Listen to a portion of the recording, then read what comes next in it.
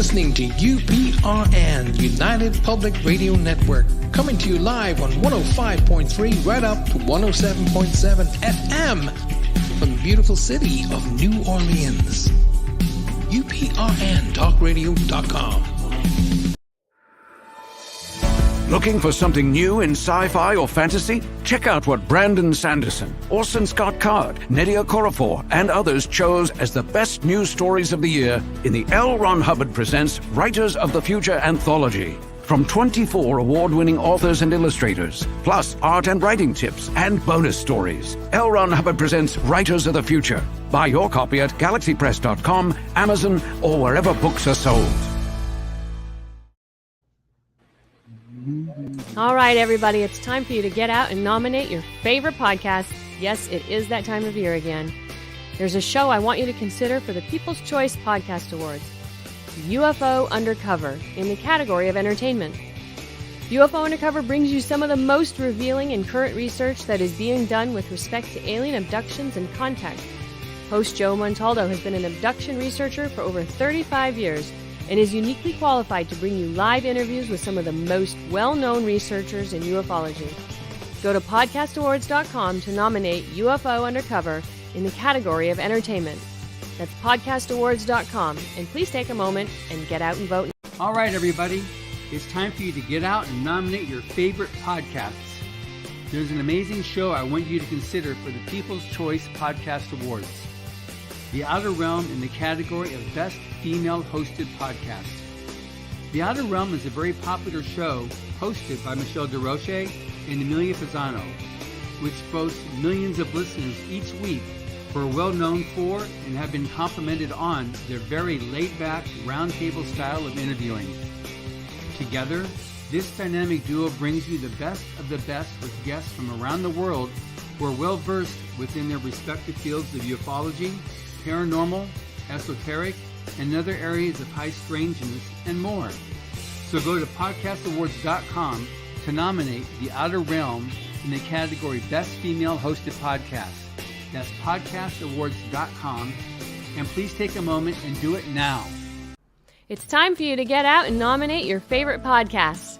There's an amazing show I want you to consider for the People's Choice Podcast Awards, Writers and Illustrators of the Future Podcast, in 3 categories: education, storyteller drama, and art.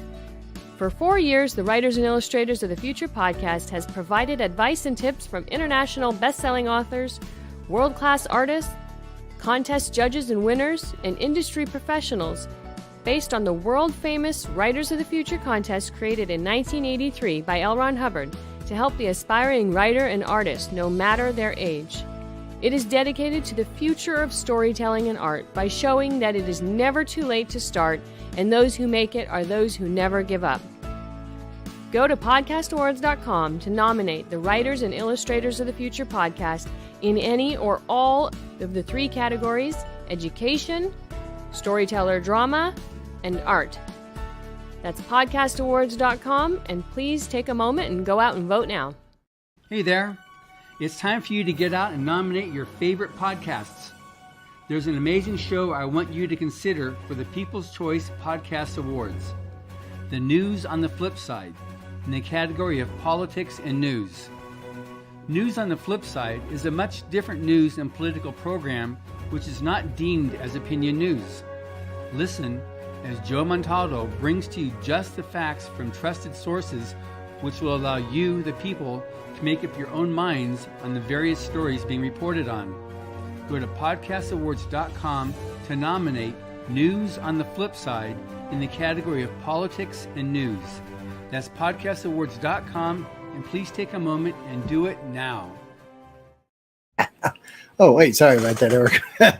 Okay, that guy looked like he was stoned, man. I mean, I'm just saying, even though it was me, he looked like he was stoned or something. So, all serious and shit. Before anybody writes to me, yes, I do news. You know, I do investigating reporting. I run 2 research organizations. Yes, I do dress. I know it's hard on people who know me in the daytime because you see me in jeans and a t-shirt or jeans and a shirt. You never see me in a suit or slacks. I know. But if you see me at night, that's how I'm dressed.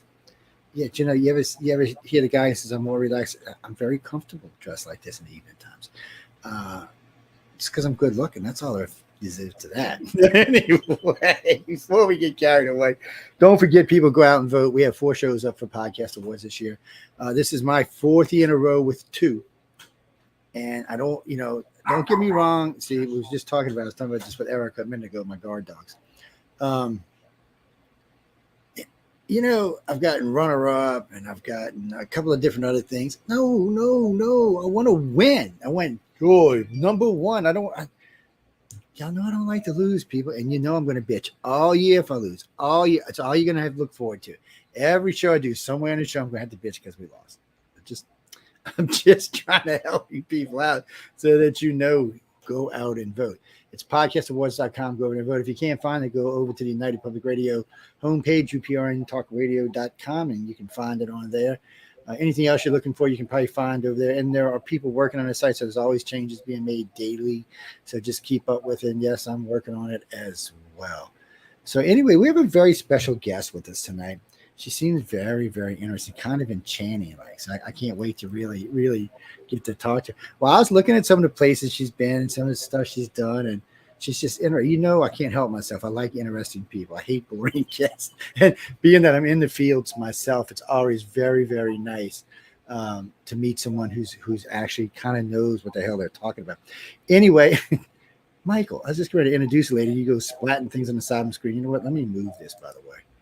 So if anybody wants to get questions in and you're not on my messenger list, just go over to UFO Paranormal Radio on YouTube or God's, Extraterrestrials, God's, ET. Damn, you'd think I know this by now. God's, UFOs, and Extraterrestrials on YouTube as well.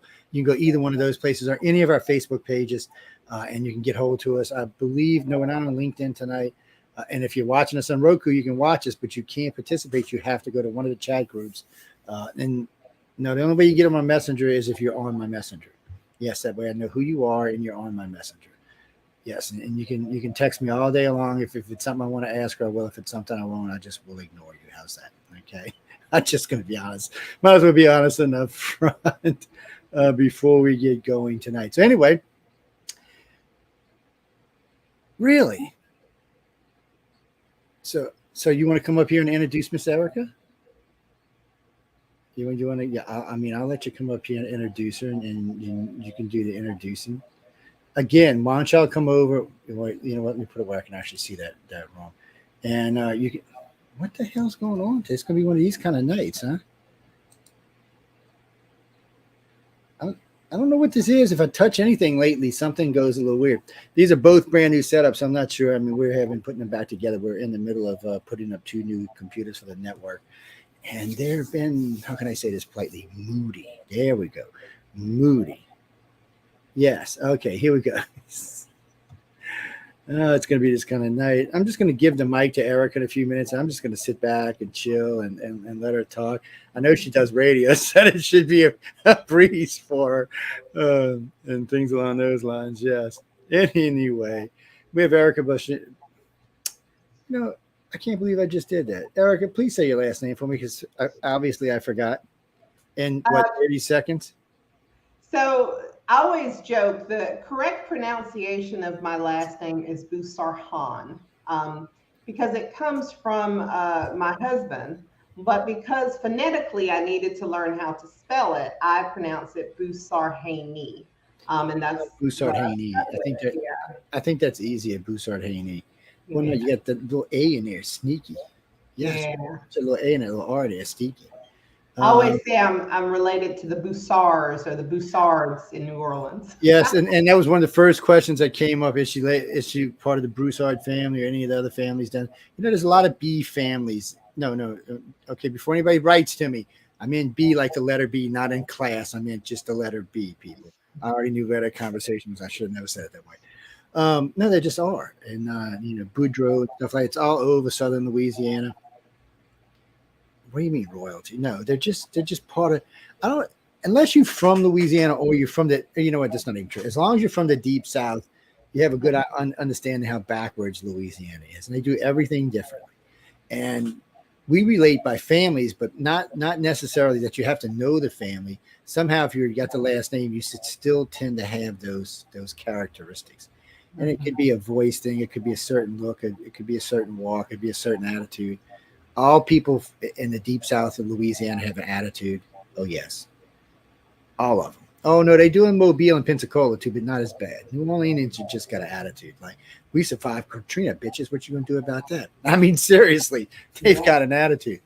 Well, you know, that's something I'm getting ready to ask Ericka, because this was weird for us. So we were running a lot of investigations pre-Katrina.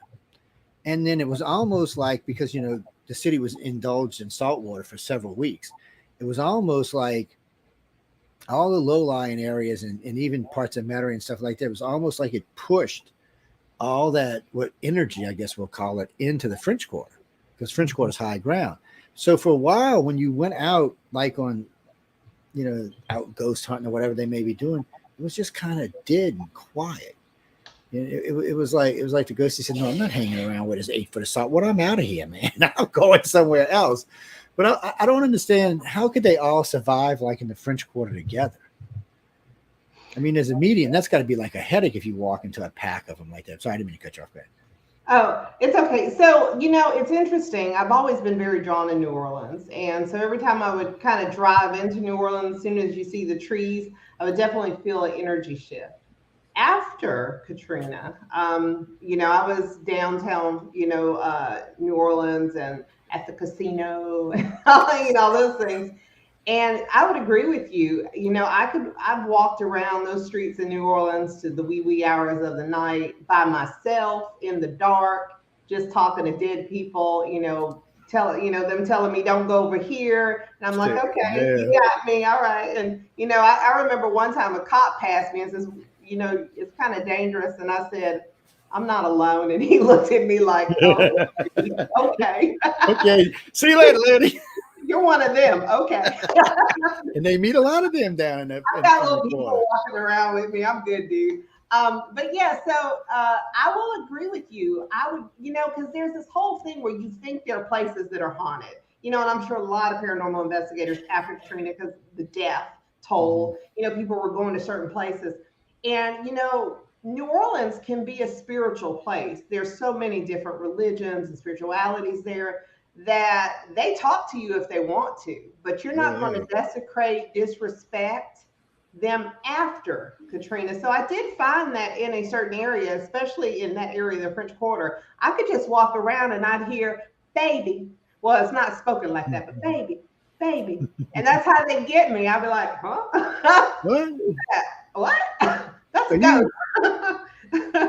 Yeah. But yeah, they love me in New Orleans. I'm gonna tell you, it is a crazy thing, and I feel like it's because I'm them too. They do tend to follow me wherever I go, but I did notice a shift of energy and spirits after, you know, post Katrina for sure. It was weird. It was. Well, I remember 3 days after the storm, because I got a construction company, so we came back. We were staying in Fort Walton. And we loaded up the trucks. I drove down to Panama City, bought a couple of generators, got some stuff together, got some friends together. We actually brought some people from down there to bring back with us to go to work. And it was so weird. One of my friends flew in from Canada to one of our directors, matter of fact, flew in from Canada. He wanted to come down and help us out. I'm like, sure, because we were paying good money anyway. So he gets down here. We go down. We were on not St. Charles. We were on Canal Street. And a friend of ours owned the property. We went to go check on it, and it was dead. There was nothing. It was just quiet. And it was so quiet that it creeped you out, because it was a kind of quiet where there was no crickets, no birds, no nothing. And you could feel, if you were sensitive, you weren't feeling anything. It was almost like being stuck in a deprivation tank, because there was just nothing. It was really weird. Don't want to feel it again. It creeped me out. And I notice now when you go down there, it's kind of getting back to its feel. But even the cemeteries, for a while, you could walk through and you would really not get any kind of thing. But you got up in the quarter, especially like, you know, between midnight and 4 a.m. You were in the center. Even if you were just half ass psychic, you should feel stuff up in there. I mean, really. Well, I didn't mean to say it like that, but I mean, yeah. I've been down there with groups of people and experienced things that just are mind numbing. Just walking around. By the way, ladies and gentlemen, we weren't out ghost hunting. We were out drinking. Okay, just so y'all know ahead of time. There was about 10 of us, maybe 12 of us, and we were getting drunk. Some were friends of mine from out of town, some locals. We just all got together. We were walking. It's about 3 a.m. So we're walking down Pirates Alley, which is the cathedral's right here, and they got the little alley. It's where they used to sell the slaves. Actually, used to execute the slaves. But also after slavery, after that part ended, it used to be the part where the belladonnas used to walk down in their big gowns and stuff like that. And so we're just sitting there. I'm holding this up. Oh, what's it? As you were talking, I was drawing a lady See? that I literally saw behind you that interacted with you when you were down there. So I get distracted and I start. No, that's fine by me. I like that kind of stuff. It's you know, it's you get these things now. And this house where I live here is a little weirder because it's a different kind of protected. Mainly, it's off the ground, and it's been bathed in salt water more times. Matter of fact, for Katrina, where I'm sitting, I would still be 8 feet underweight. Let me see if I can show you. Hold on, just to get the point across to you people. That wait, let's go up. That's my head. That's my head. Where is it at? There's the vent. There's it. So this ceiling, there's a vent. That's actually 10 feet above where I'm sitting. That's where the peak of the water for Hurricane Katrina was. So the house got grandfathered because it survived. So they said, okay, we're not going to make you raise the house, but you're going to have to raise your ceiling to match the code. Oh, man. Sorry, guys. I mean, kicking cameras around. But it's creepy weird because the longer we're here, and because we mess with a lot of weird stuff anyway, it seems like we must be carrying stuff in with us. More so than them sweeping. And, you know, like in New Orleans or the metro area, things can move around freely. Everything's connected. Here, it's a little different. I mean, there's a bayou in front of my house. There's the Gulf of Mexico on the side of my house. Bay St. Louis on the other side of my house. But there is a property going back. And all the stuff behind me was lost during the storm. It was, matter of fact, right next to me, there used to be another room in my house here. There was 1, 2, 3, 4, 5 houses went boom, boom, boom, boom, boom, boom on top of each other as the wave came through the Gulf of Mexico. Yeah, I know people. I'm crazy for living here. I understand it, but I like it here. But I think it limits what I can bring here. Or so far, I should say this, knock on wood. So far, nothing bad. How's that? We'll leave it like that. So, I mean, was this something you found like when you were young? I mean, was it you were just sitting there and you'd be looking over and your mom be looking at you? Ericka, who you talking to, baby? I'm talking to, no, who you talking to, baby? Who you talking to? Yeah, we call everybody baby down here. I'm sorry, people. You know? Yeah. So the ironic thing about me is that I come from a family of females. My grandmother was psychic. My mom was born in Chelsea, Massachusetts. They saw children ghosts and played with them in Massachusetts. There's many stories of my mom interacting with spirits.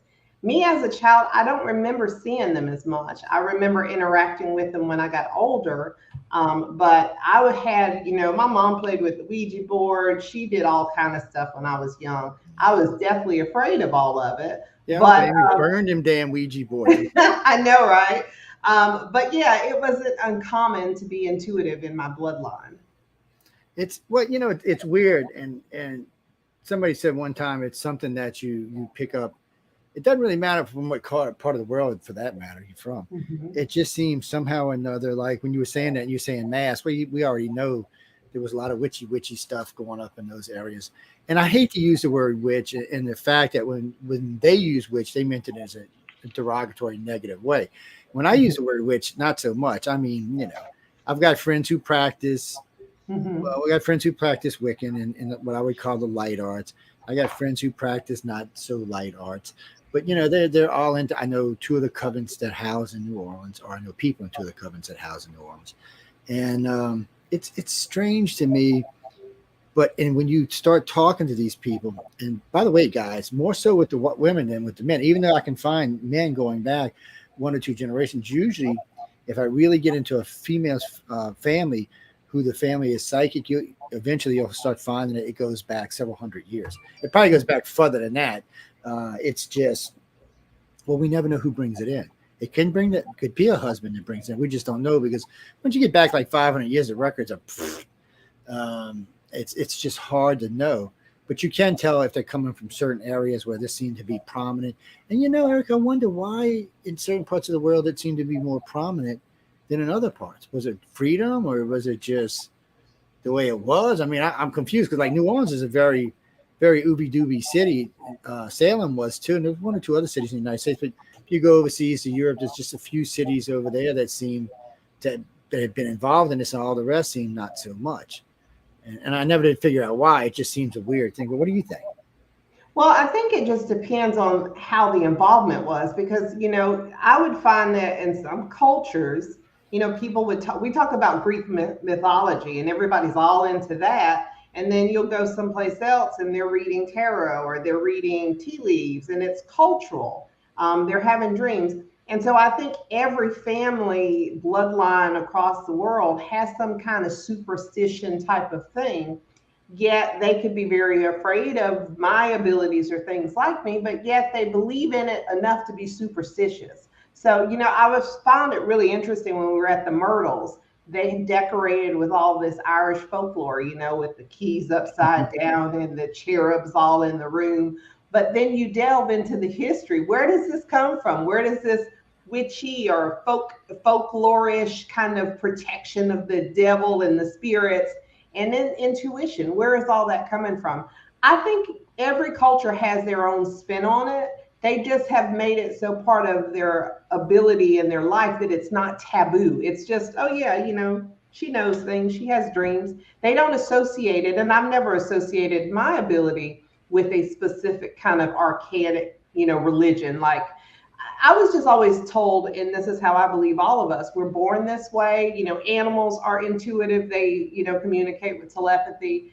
And when we start to label the ability as, okay, she's a witch because she can do this, or okay, she's a this because that's where I get, and I have my team has Wiccan, ladies on it as well. But I just have always understood that I was born like this. It's not a part of a specific archaic religion. It's just Ericka's psychic. She sees shit and she hears things, and it's and I don't have to go chant moonlight naked, even though it would be fun. I mean, that's fun. I'm all for them kind of things. It's I'm sorry, I just need a Did that visual mess you up? That stupid text went by. Caught him out. It's actually we've done that down in your area in Pensacola. And I can't say where, people. I don't want to get arrested. In case y'all didn't know this, there is a nude beach in Navarre Beach on the military base, though. Yes, yes. I'm not going to tell you how we found out. You'd laugh. I've actually talked about it before, but we're not going to talk about it tonight. But at some point, you had to say, okay, can I deal with this? Am I going crazy? How do I put this in perspective with the rest of my life? Because, at some point you got to make it part of your life. It's going to make you, just want to jump off a cliff somewhere. You're hearing things that you're like, what? Wait, what?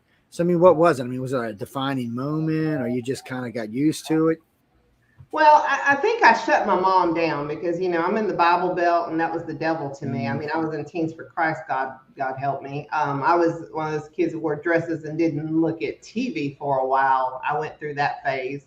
And so I got rid of all my mom's books, all of that. And so it got me really good when I was in college. I'm sitting here majoring in psychology, and I am looking at unsolved mysteries. And for some reason, I'm seeing the dead girl on television, and I can hear her talk to me. And I'm studying, psychology, thinking, oh, hell, I'm going schizophrenic. What the hell is happening? I didn't have anybody telling me to hurt myself or threatening me. This was, hey, help me, help me, lady. And I'm like, oh, my God, I'm losing it. Oh, God. And then I think that was my turning point, because my belief is that if I was crazy, it would be valid. So I spent a long time trying to make sure that the information I got was valid. And when it was valid, I was like, oh, God, I got the curse, the family curse. I'm psychic. It really isn't a curse. I love being psychic. But at that time, in college, I was like, oh, shit. What is it could be an inconvenience in college. Yeah. And it could be an inconvenience when you're dating, too. People, there could be some big advantages to being empathic or telepathic when you're dating. But when you're younger, there could be some issues. One, you shouldn't be in other people's heads and thinking what they're thinking about you. That's just a bad thing. Bad, people, bad. And I know some of you psychics like, oh, no, it's okay if you're getting somebody else said, no, bad. I don't know if it's bad or not. There's no laws or rules against it. And we do know that the government does believe that there are psychics. The Navy and Air Force do for sure. They've got 2 different programs. And they're constantly, even today, they're constantly looking for empaths, telepaths. What they really want is a telekinesis. They just can't seem to find any. Thank God, too. That could be messy. So going now, you're a teenager going through this. When did it get worse? When you got older? When you were younger? Like in your 20s, 30s? Well, after I got married, we moved into this house. Blame it on the old man. The house, I think the worst brunt of it was I had a daycare center at the time, and my husband was a commercial truck driver, so he was on the road, and we were looking for a house. I walked into this house, fell in love with it. It was next to power lines. Go figure. Why would I buy a house next to power lines? Just for the cancer aspect of it. Just walked in, fell in love with the house, had to have it, told my agent, put an offer on it. He's like, well, your husband doesn't need to see it. I said, no, I want this house. This is my house. Bought it. It was haunted. It was very haunted. We would have all these things happen. People would come over, and you could hear knocking on the walls. You could hear the door moving. You could see shadow people. People were held down in the house. I mean, it was a crazy mess. But that is where it really, really started, the major paranormal activity in my life. I've heard other psychics, and I've heard other people, for that matter, talk about power lines can bring them. They can go down the power line. So, I wondered about that because there was a guy's house we investigated one time where there was 2 intersecting high tension lines that were crisscrossed. That place was haunted like you wouldn't believe. And from best we could tell, there was some stuff that actually happened there, but some stuff you could tell it didn't happen. You could never really find out where. Every now and then you get lucky, and they would say something that would give you, a place. But usually it was like, and they would just go into this detail. And you're like, where the hell are you? Are you in a boat, a plane? Are you in New York? Or are you in Moscow? It's just, and every now and then you'd get somebody, believe it or not, that didn't speak English. Were they an immigrant? Were they something else? It's a strange thing. And then sometimes you get, I want to use the word something because I don't know what the hell it was. No, Chris, I'm serious. I will burn a Ouija board in 5 seconds. I do not like Ouija boards. I don't know what it is. I just don't like them. I'm not hating. Yes, I am. I hate damn Ouija boards. I'm just gonna be honest about it. Well, Ericka might like them. I just personally don't like the things. I don't know what it is about them. I just don't like. You know what it is? My oldest daughter and my wife were in the hallway doing one night, and they said something. I said, I don't believe this shit. There's something real bang on my ceiling. Then something started banging the hell out of my ceiling. That was the last time that Ouija board was in my house. It went outside to the fire. It was gone. Oh yeah, it was gone. I turned it to dust. Yeah, whatever it was went to dust with it. I don't need nothing like that in my house. I got enough crazy crap running around my house. Ericka probably done sent some over here. There's probably ghosties walking around back here now. Do you have any tarot cards in your house? I do. I keep them in cedar boxes. Okay. I got a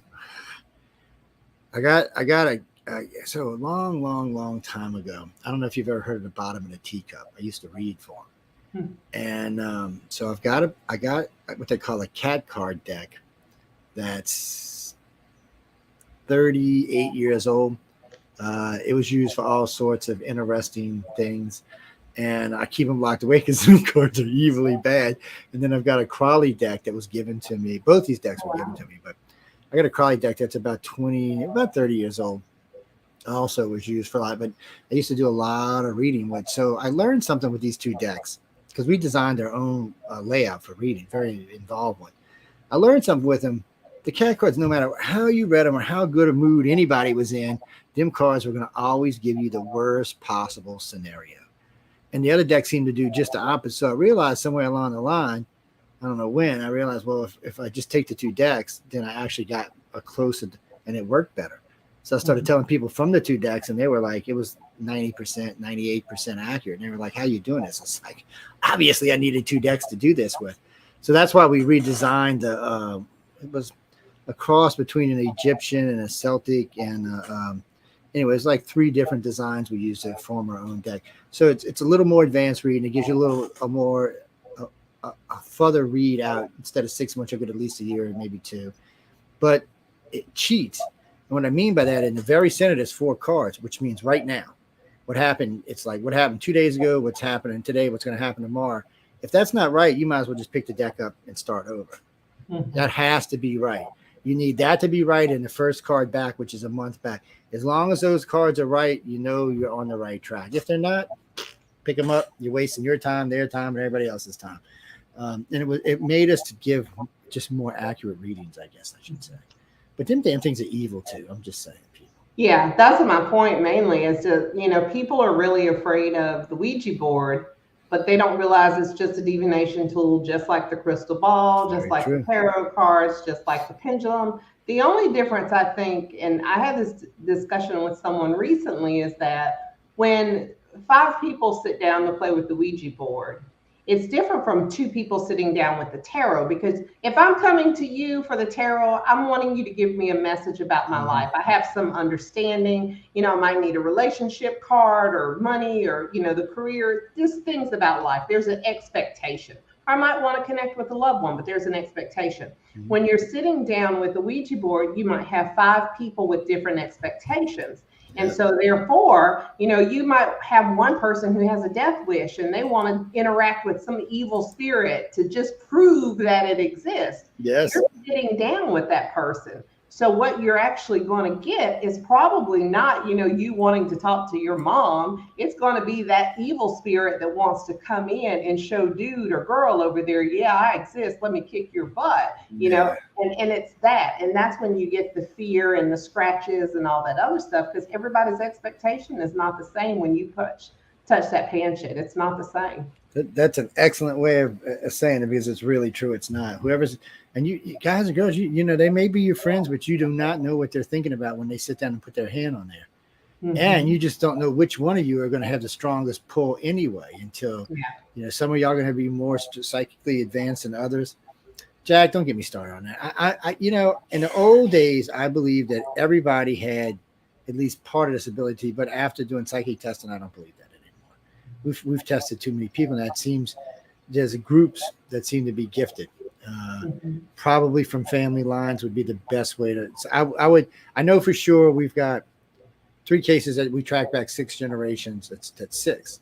It's great grandmother and great granddaughter. 6 generations. They're all very psychic, and so we can track that back on how that came to be. But most people, what happened was, and this is easy. Nobody has to take my word for this. Go get a deck of cards, just a regular deck, or go get some colored cards or anything, quarters. It doesn't really matter what it is. Go make a pretty sign that you want to test for psychic abilities. First off, you will be amazed at how many people will volunteer for this. Humans are goofy because they'll volunteer for anything. Go up to your local mall, ask for permission. Don't get yourself in trouble. Sit out there. And my favorite one is just to get 2 colored cards, like a red, blue, green, and yellow, whatever it is. Doesn't really matter. And I'll just put the cards down and say, okay, tell me what this card is. Tick, tick. Now, remember, this is just 2 cards. So 50-50 should be the worst you do. Now, keep this in mind. Okay, most people don't even get it 50-50. They get it like 36-64. I don't know what it is. I think when you try too hard, you mess yourself up. But it did show me, and we've tested, I don't know, close to 25,000 people now. And the new Air Force and Navy studies did show me that it does seem to be in family lines. It doesn't seem to be. And I'm not saying that these people won't develop this 5,000, 10,000, 100,000 years from now. But the people who have it today all seem to be, how can I say this, moving along the same lines of progressions. I mean, with their abilities. So it would suggest that they were found whenever in their family lines, however far back it went back. It's hard to put it into words, but we've got enough researchers now. And we do this, by the way, ladies and gentlemen, we do this regularly.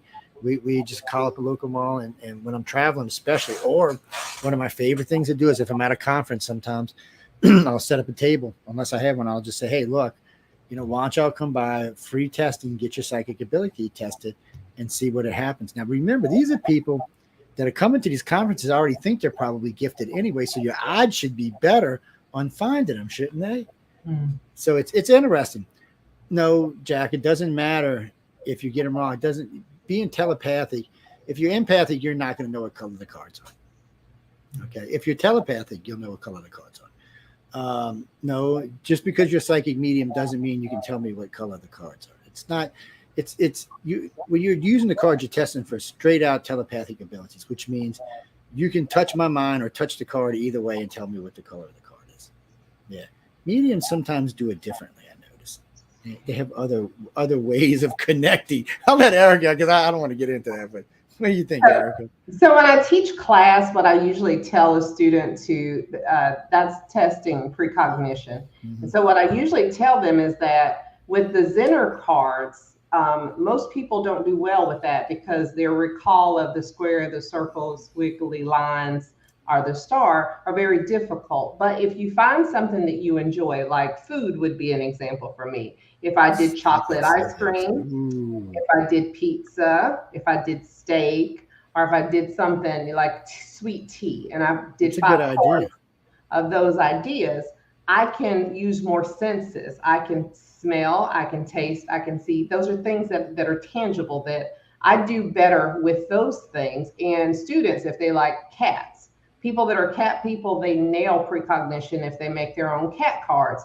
They can have cats that they've had before, like a striped cat, a tabby cat, a tuxedo cat, just an all black cat. And a lot of times if they do the 25 cards with those different 5 sections, 5 individual cards of the cats, they can precognate or have precognition ability and guess what cat, because they can do more than just kind of say, okay, let me predict, let me visualize.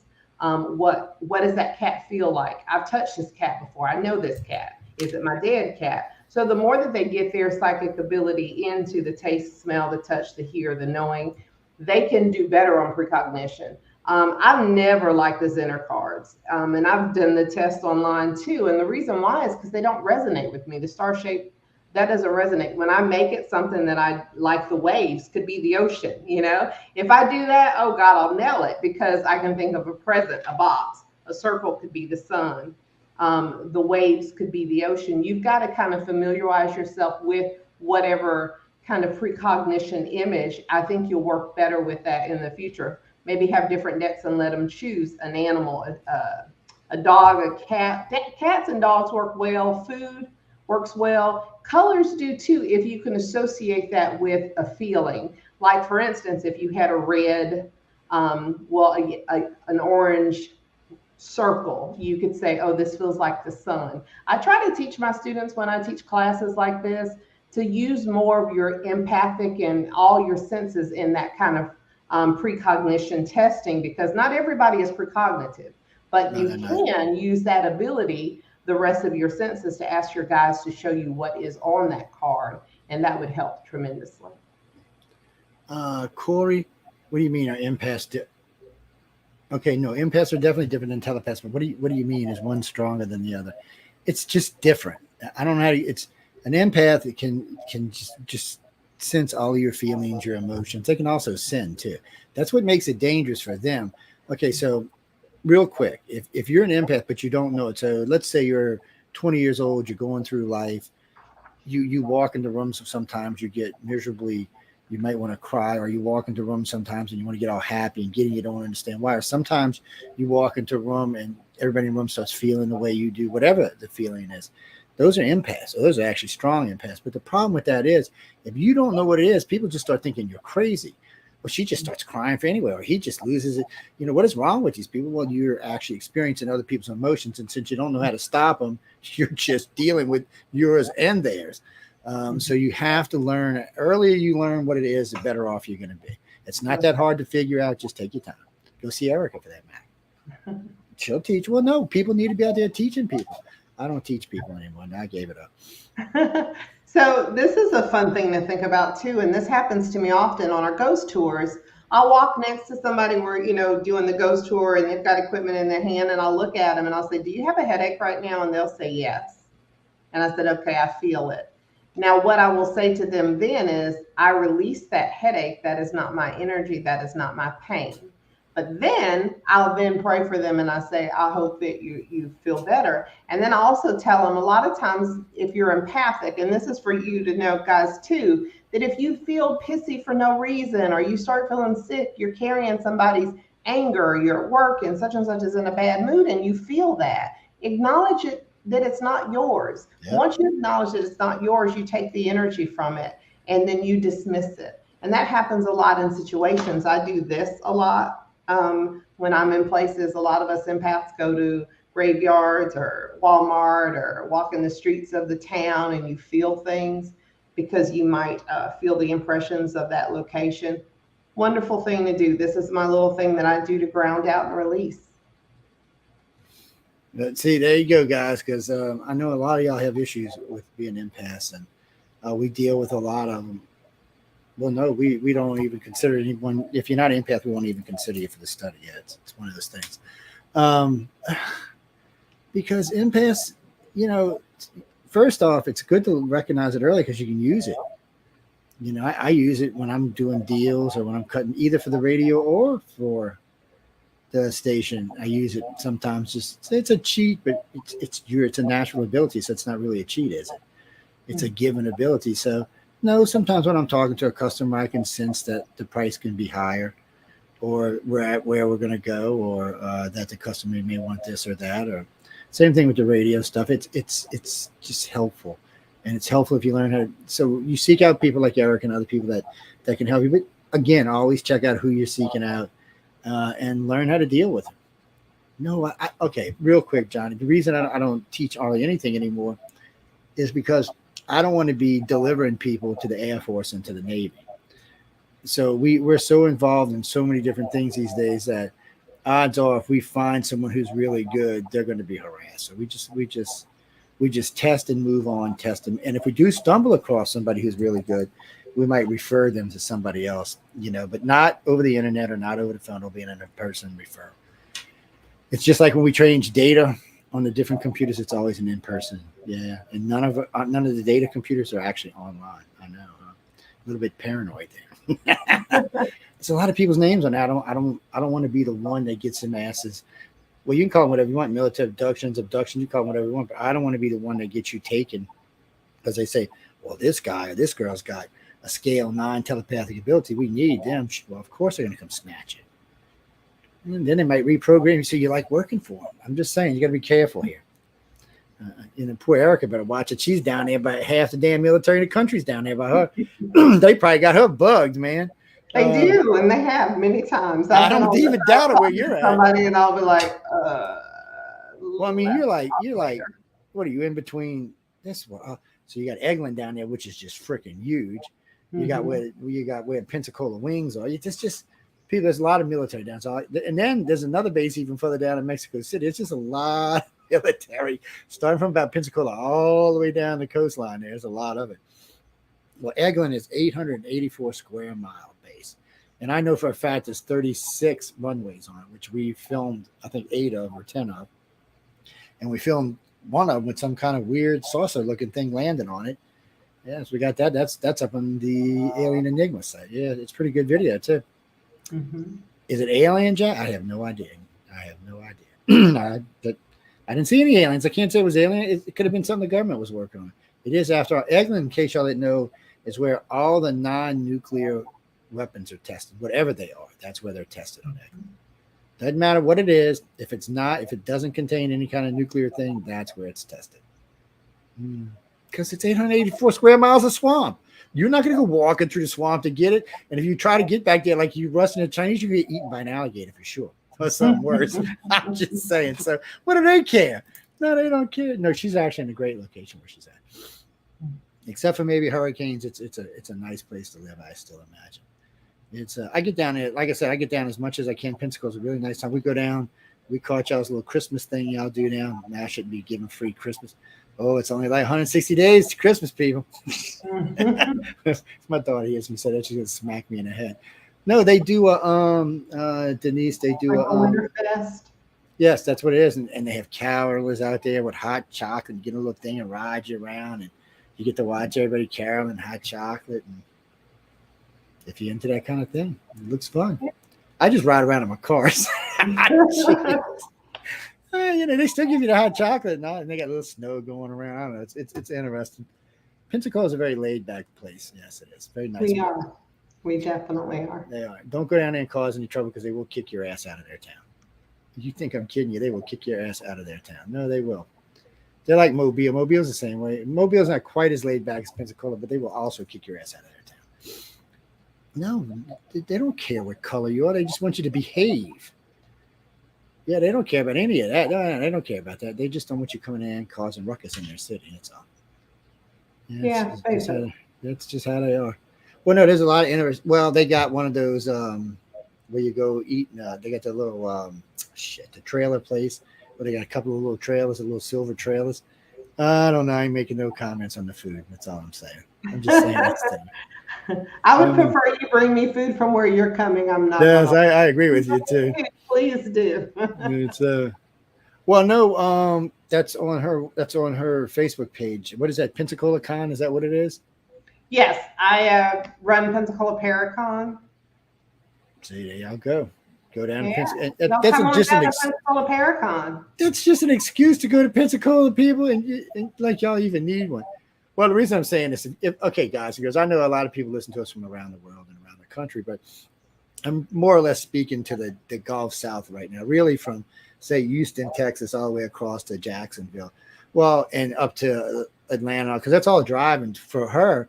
For us, like for me, Pensacola's an hour and a half drive. If you're in Atlanta, it's about a 5-hour drive. In Houston, it's about a 7-hour drive. But all these are big cities that are very close within driving distance.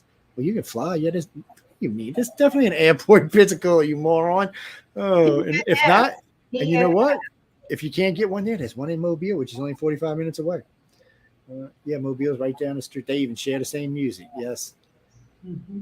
Yes, they play a lot. Yeah, Jack, they play a lot of Stevie Nicks in Pensacola. I don't know why, but they do. Wait, let me correct myself. They play a lot of Fleetwood Mac. There you go. Yes. Yes, it is. Stephanie wants to know what. Oh, okay. I read it backwards. Don't hate on the messenger. Stephanie wants to know. Stephanie, where are you from before I ask any questions? Millington, Tennessee. I've been to Millington. Yes, I trained not too far from there when I was in the Navy. I know, landlocked. I know.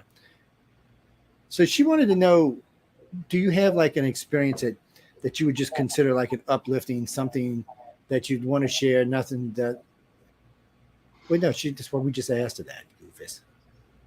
So I just want to know if you have something that's just really uplifting, like an angel or something walked through you. Is that what you're talking about? Okay, if you believe in angels. Well, I do have something that I would love to share. I am a kidney transplant recipient. So at some point, my kidneys failed, and I have a deceased male's kidney inside of me.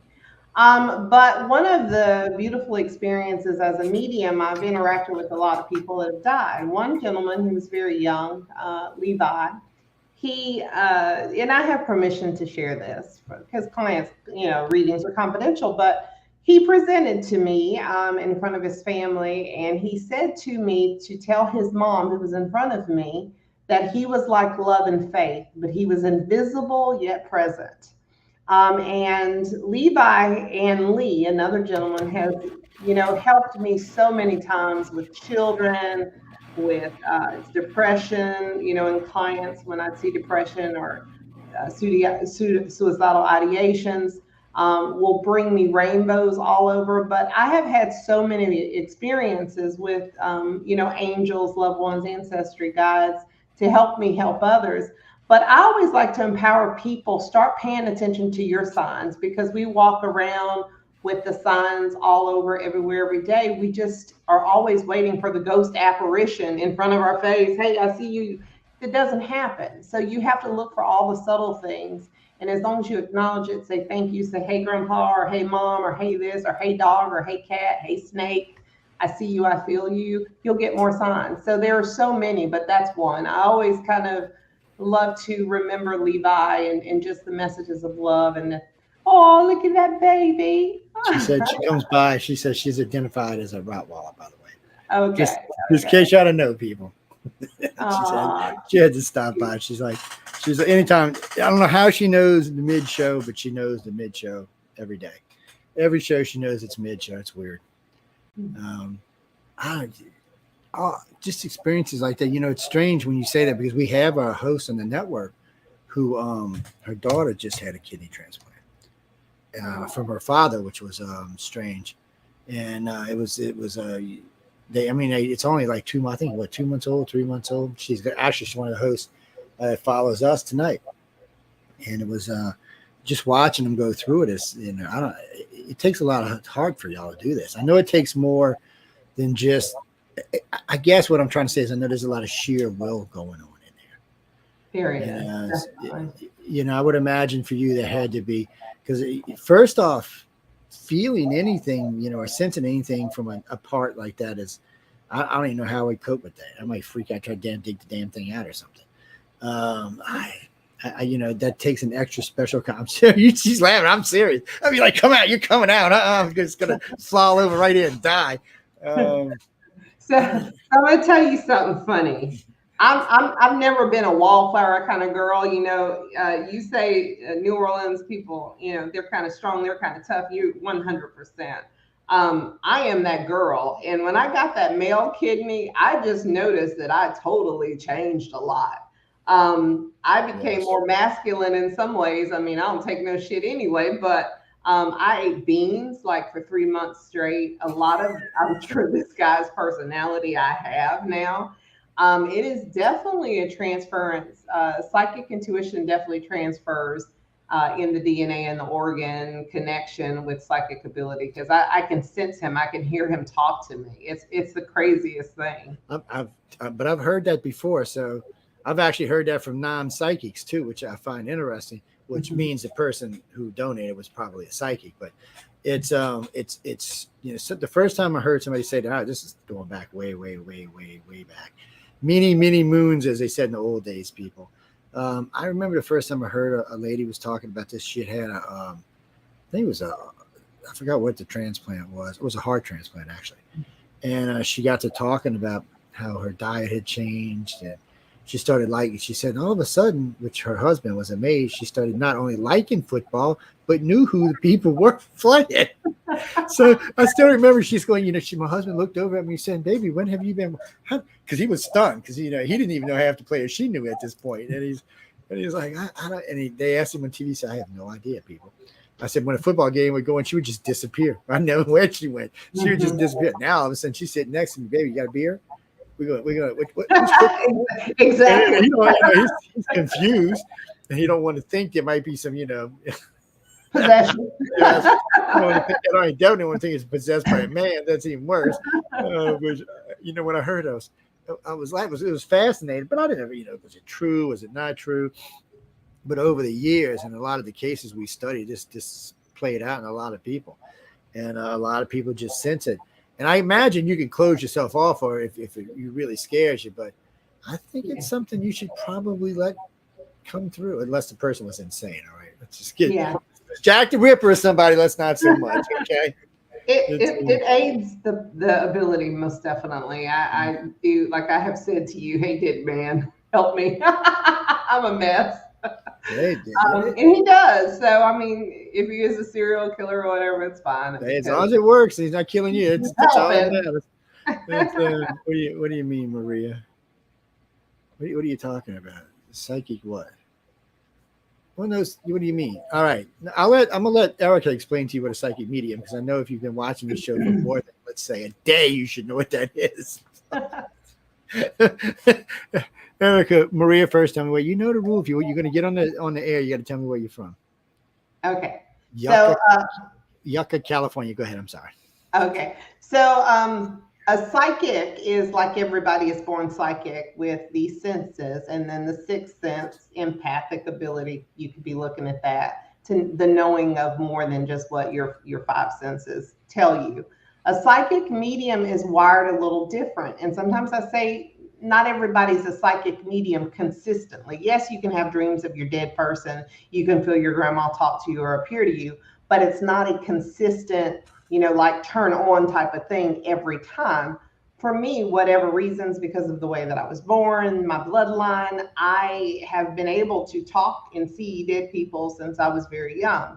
I am also able to go out of body, however this happens, and go into a location and tell people what I see as a remote viewer. I've done that all my life. I've been out of body many times. And I do it at will. So that's basically a psychic. A psychic does life readings. A medium talks to dead people, basically. Yeah. Y'all got that? Can you be, Lori said, can you be both? All psychics are psychic. All mediums are psychic. the consistency would be the thing. Like everybody can play baseball because you pick up a bat and you try to hit, but there are some people that are going to be able to hit that ball, hit that ball, hit that ball. So as a medium, I'm able to talk to that dead person, talk to that dead person. You might be able to talk to a dead person, but I'm going to talk. Not me. I'm going dead person. Why ain't you on the ground where I'll be looking for garlic or something. It's holy water. I'll be looking for something, people. I'm just being honest about it. No dead people talking to me. It's bad enough, See, I guess that's not good. I've always known. I usually get a 2-year warning when somebody around me is going to die. So far, it's been 100% accurate, more than 15 people. So I got to a point somewhere in my 30s, or actually 40s, where I started trying to figure out how to block it because I just didn't want to know. I'd just rather not know. Some things I didn't want to know, people. So I don't want to talk to no dead people. Okay, y'all send them to Ericka. She don't mind talking to them. That's what I'm saying. Send them to Pensacola. Yeah, and Pensacola, beautiful dead people. Look, it's pretty down there, blue and green water splashing around. If you're females, there's lots of husky built guys down there from the military. There you go. What else can you ask for? Even got a decent economy there. Mm-hmm. And they got a Buc-ee's right up the road. Come on, what else can y'all ask for? Marty, what do you mean? If she does readings, you should come to Pensacola Con and find out. That's what I'm saying. You can go to thecoldcasepsychic.com or psychicdiva.net. Psychicdiva.com too. And you can check out the website and what I do and a little bit more about Second Sight Paranormal, our bootleg TV show that we film. We're having fun. Yes, TV's always fun. Yes, Mark, I know all about it. Yes, I know there is right there. I know there is. There's a bottle of Crown Royal right there. It's funny about that bottle of Crown Royal. That freaking bottle's 4 years old. I bought it in Los Angeles 4 years. The very first time I went to the Writers' Futures Awards as press. And it's been there ever since. It's like a momentum. I know what y'all really want to talk about is all in books back there, but you see, I got them where y'all can't see them anymore. So all the Greek and Roman classic works are back there, right? Really beautiful set of books. Well, when I first put us on Roku, you could see the titles and who it was, and that's all they wanted to talk about. I'm like, no. So now you can't see it no more. By the way, ladies and gentlemen, if you're a guest on the set, as you can see, this was last week's guest. Lazarus' book will stay up there for quite some time. We leave them up there so people can see the different books, friends of the shows and stuff like that. That way, if you want to buy one or something, you can. Yes. Pensacola Con. I'm bringing my ass down there. When is it? It's September the 23rd and 24th. We'd love to have you come and be a guest. Well, let me know. I'd love coming down there. I'd have a blast. I love talking and I love Pensacola. That's two freaking things. And no. I'm not going to whoever's house that was. We're not going there. I don't want to see no aliens walking around fences because I want to leave Martha at home for a change. Martha's my 9mm. That's in case you think it's a woman or it's a gun. But no, Martha needs to be on vacation for it. Look, she's been working hard in New Orleans lately. It's with all this heat, people are crazy down there. That city, the town's crazy. Real quick, because I want to get back to Ericka. If you act like a local, no one's going to mess with you, okay? Don't come down there in long sleeve shirts and jeans and shit because they're going to know you're not a local, okay? And if you got a long sleeve shirt on, roll that damn thing up like you mean business. Get the tie off, get the shirt down, get the sleeves up. Because any local knows right now in July, it's 100 degrees and it's 100% humidity. So they know it. And when they see you out there sweating your brain, first giveaway to a tourist is they're sweating. Locals by this time in the summer have quit sweating because we've got used to the weather again. Unless they're pampered. Yes, if they're pampered locals, like if they only go outside every once a month, that's different. But for the normal people who go out to the city, they've gotten used to it by now. And so they're not going to be sweating. Tourists from up north, y'all going to sweat like somebody's dumping buckets of water on your head. Yes, and then you can talk to the ghost while you're there. Yeah. I don't. So. Rahajin. Okay, so don't shoot the Rahajin. I got it. So what's your question, Rahajin? Where are you from? Like India somewhere, Pakistan? No, you're from New York. Well, hello, Rahajin. Don't give me no shit. I know your last name. I'm from New York. So what you got for us? Oh, okay, I'll ask. So he wants to know: have you ever experienced something wanting to take you over and not wanting to let go? I gotta see My this. husband. That's a cheat. That's a cheat. That's Um, a good one. That's a good one. I don't know that in the future. So to meet this what I guy. will say on that is we have had experiences as a team. Again, your team and who you're investigating with, their mental health, okay, what they're seeking, whatever communication or validation they're needing from the spirit world is very important. Because if you're investigating with people that have a desire to connect with the devil, or the evil, or they're so in a depressed mood that energy is attracted to them. If you're love and light and Stevie Nicks and stuff, it still surrounds you. You still have to interact with it, no matter how prayed up, protected, etc. You're still going to walk in that energy. So what I will say is, yes, we did have a episode called Cursed Cliffs that we did film in Pensacola at the Bluffs, where several people have died, committed suicide. There's been all kind of not good religious stuff happening in those woods at night. Suicide by train just recently, 3 or 4 months ago, numerous plane crash. I mean, this is like the Bermuda Triangle in Pensacola. And we went out there and we encountered a very negative spirit that followed us all home, flooded a girl's house the same night. I mean, it is a made-for television show. So we did it. But there's just a lot of stuff that, it's hard to explain to people when you go to Pensacola. So when you get off the interstate and you come down the other interstate till you get to Pensacola, it's interesting because Pensacola kind of goes back towards the west as it's headed back towards Perdido Key and places like that. And then it kind of goes back up the other way towards Interstate 10. And then it stops right there. What is that? Santa Rosa, Gulf Breeze. Gulf Breeze. Gulf Breeze. So, yeah, because that's Pensacola on the other side too. So, yeah. Well, there's a place you got to pay a toll, people. But anyway, you're on Pensacola Island in Gulf Breeze, which is beautiful. I want to tell you, don't go in the summertime. It's beautiful in summer. Don't go in the summertime. Yeah. Okay. One, there are so many people. You're gonna be like, no, especially since COVID. Last time we drove through there, it was packed. Yes. But you can get some great deals in the fall and the winter and the spring, and it's beautiful down there year round. One of the nice things about living down there, being around there, is it doesn't really get that cold in the winter time. So you can come down. A lot of times you'll come down in winter, it'll be in the high 60s, even 70s sometimes. So come on down and enjoy yourself when everybody else does. But right now, unless you like the heat and you just want to go out on the beach and bake, I would. Oh no, September's a great time of year to be down there, especially towards the end. So for us, I look at it differently. What do you mean August starts fall? Not for us, it don't. September don't. Technically, September don't even. Really, it's more like October. Well, we might get a cool breeze in September sometimes. Usually we'll get in the 80s. How's that? Mm-hmm. And some days we'll still break the 90s. But when we're going to have a bad hurricane year is when we're running into the end of August and we're still running in the high 90s. It might be bad. For anybody in the Gulf South, it doesn't matter who it is. We're all targets at that point. Yeah. So Pensacola Con, come on down. It's on the weekend. You can come hang out. It's a good time of year to be there. Lots of friendly people. They got pretty good food in Pensacola. Yeah. Because a lot of New Orleans people move down there. That's why. That is exactly why. We have a lot of New Orleans influence too, especially at Seville, where we do our ghost investigation. It basically, Bob Snow went to New Orleans and basically said, I like that, bring it here to Pensacola. Well, y'all should do Dinner with a Ghost. Who was that was doing Dinner with a Ghost? I forgot who it was now. He was going around the country doing Dinner with a Ghost because he had asked me if I'd hook him up with somebody in New Orleans, but I was too busy at the time. But that's what they were doing. They were doing Dinner with a Ghost. So it was like they would invite 12 or 14 people would come. I forgot what they would charge. I think it was like $100 a person. They'd go somewhere really, really, really haunted.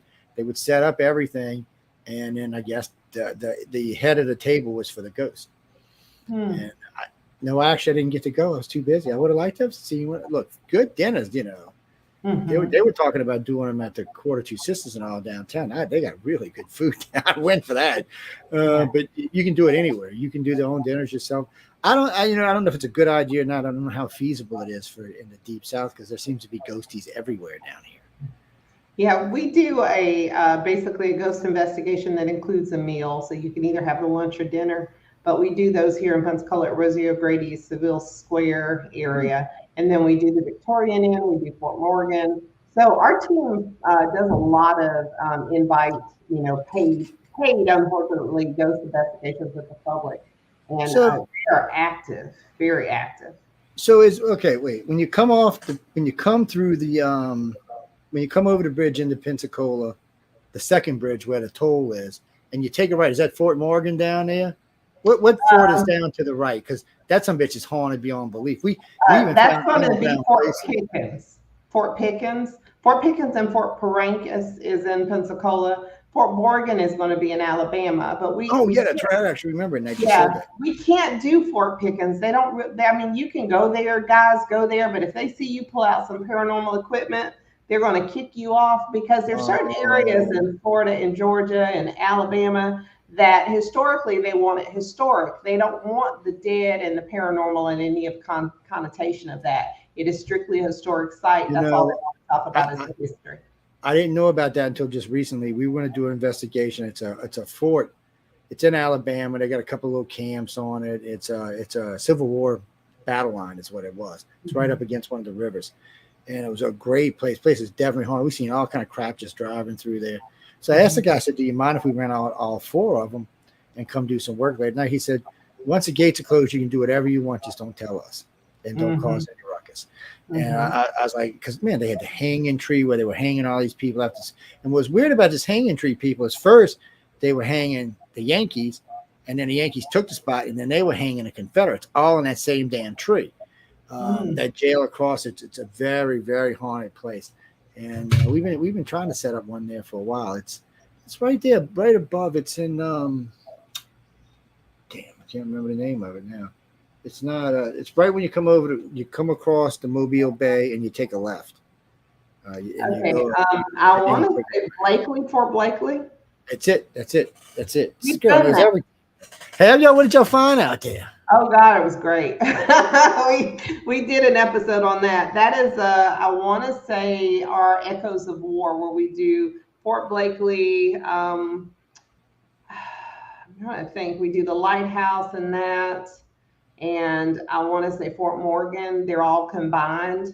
I had a lot of interaction where the Union soldiers were, and I could see my people, tan folks.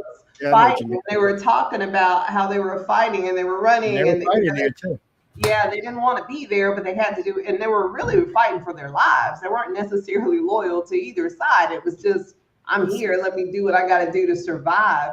And it was like walking, some of it is residual there. It's not interactive haunting or active. It's definitely residual energy. But I mean, I'm walking, looking at body parts on the ground, and I'm like, oh my God, it was, I mean, Gettysburg will always be my favorite battlefield. Yeah, but it was definitely, Blakely is worth the investigation. Definitely. We'll have to hook you up with our Pittsburgh team. We're thinking about doing a pay-per-view out of Gettysburg. Actually, we're thinking of, since we have the Roku channel now, I told the guy who runs the TV part of it, I said, look, you either have his pay-per-view by mid-August or we're going to go with a different company, because we get a lot of places that we have the option to do pay-per-view. And when we do pay-per-view, I explain this to people all the time, but it's not so much that we're planning on getting rich. It would be nice to make a little money, but it costs, people don't realize it costs a lot of money to set these up. It's not like it's free. You got to pay to get there. You got to pay to stay there. You got all your equipment you're tagging along with you, whoever else is coming along. And if we're doing pay for listen, we've got all of that connected as well. And we have the cameras out there walking around. And the way we have it set up now is because of StreamYard, we can have 10 cameras going at one time. And 10, they could be anywhere. They could even be in different graveyards if they wanted to be running the same thing. So it's different for us now. It gives us a lot more options. You can have a psychic here, a medium here. You could have 4 mediums at Gettysburg, all of them in different locations, talking whenever, and they could be talking to each other, talking to the people listening, talking to the audience.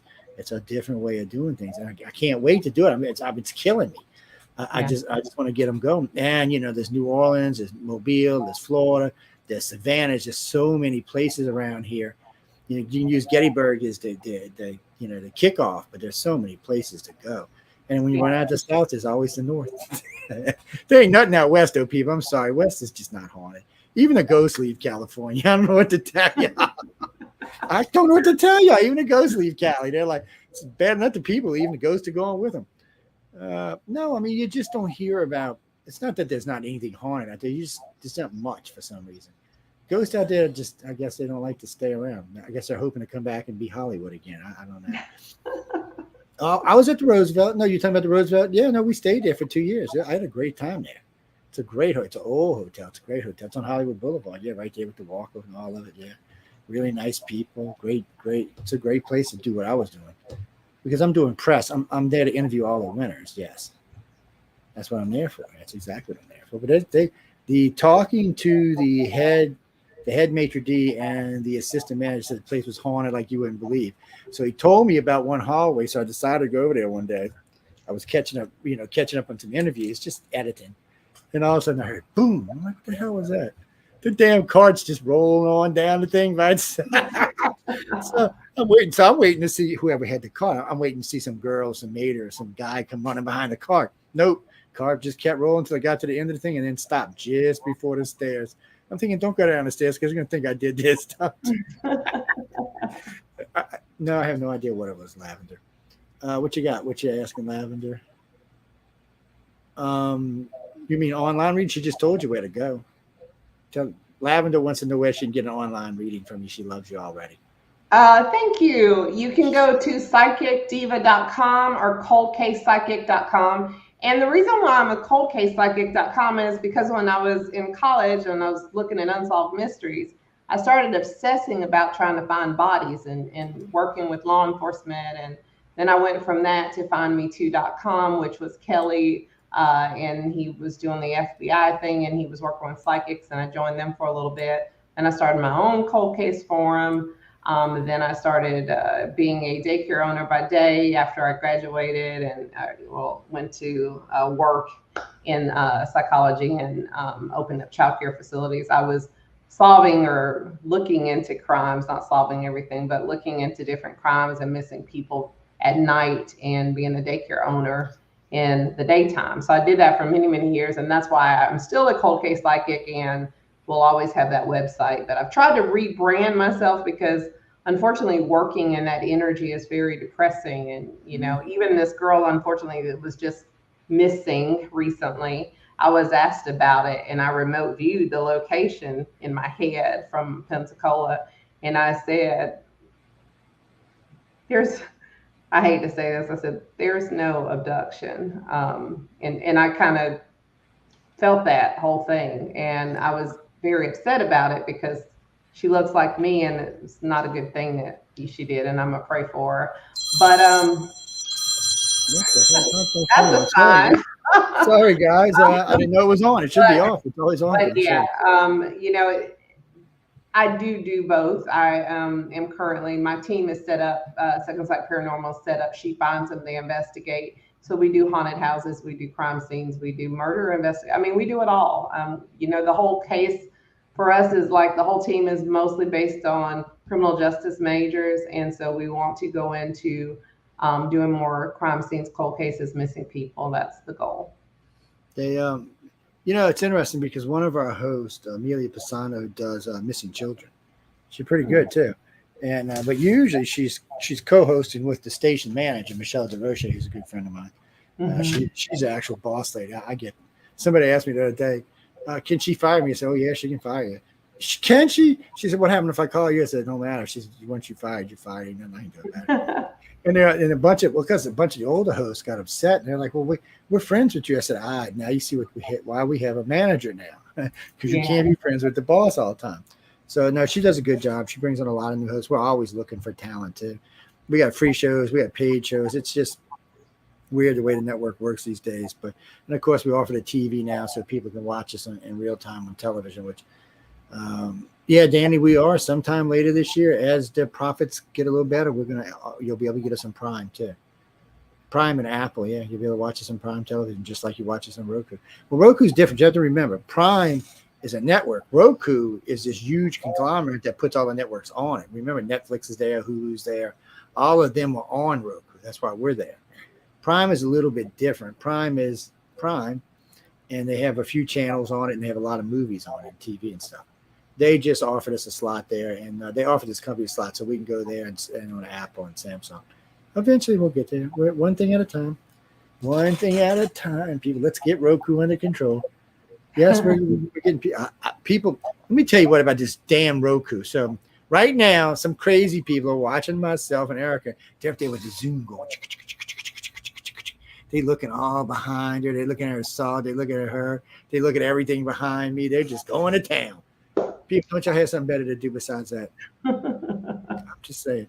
Well, you know, what I'll do is we'll invite her back in a couple of weeks, and if she wants to do some readings or something, we'll ask her. But no, I never do that on a guest first show because I like to get to know who they are. They need to know how crazy the host is. Not the audience. At least, first time in history, no one asked if you were married. That's because you said early on you were. It's the weirdest thing people will ask.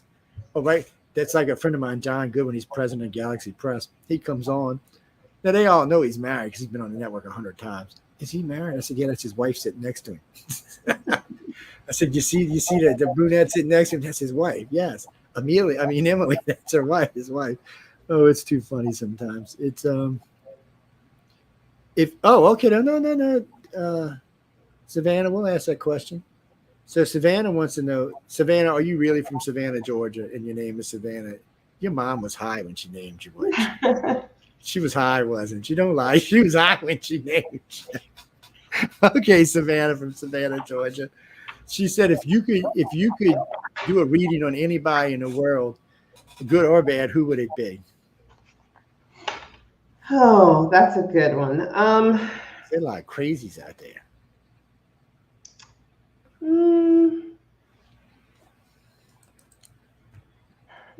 I know it's a tough one. When she asked it, that's a great question. I don't know how I would answer that. I'd be like, that's a great question. Do like a dozen or something? Probably. I would want to maybe or do a reading on someone like, oh God, I watch too many crime shows and I watch too many serial killers, and it's terrible. I know I shouldn't even say this, but oh God, I'm going to say it. So I have this bad habit. So we have this, where I live in Beulah, we have this serial killer. I'm not going to say his name, but I was leaving Georgia, and he left Pensacola and drove to Georgia. And I was like, I had to really stop myself from going to the hotel. Because I wanted to see if I could connect with his victims. But then I knew that I would connect with him too, because he's dead by suicide. And so I think for me, I would prefer to connect with some of the serial killers that are on death row to see if I could possibly get information for some of their victims that are not known. Because there are a lot of serial killers that know every detail of the person that they've hurt, every detail. They're not going to tell everything because, unfortunately, they've got to use some of that to get off the sparky. But, I would love to kind of not read the mind of, because that's not what I do, but like to see if I could connect with the loved ones that they might have hurt. And parts of me also question, and this is the psychology background of me, because I've seen evil before. And I do believe in possession, and I do believe that the devil or this evil entity or whatever you want to call it is real. And sometimes I wonder, because I've seen it. I've seen people that have been traumatized so much or have substance so much. Sometimes I wonder, when they do the things that they do, are they assisted by other entities? I think so. Or other dead people that have done the same thing. So, hey, do this, and this is how you do it. And this is how you don't get caught, or this is, so I do think that there are whisperers that are good or bad in this world. And I think I hate to say it, I wouldn't want to read a victim. I would want to read the killers, because I would want to see, what their victims could tell me.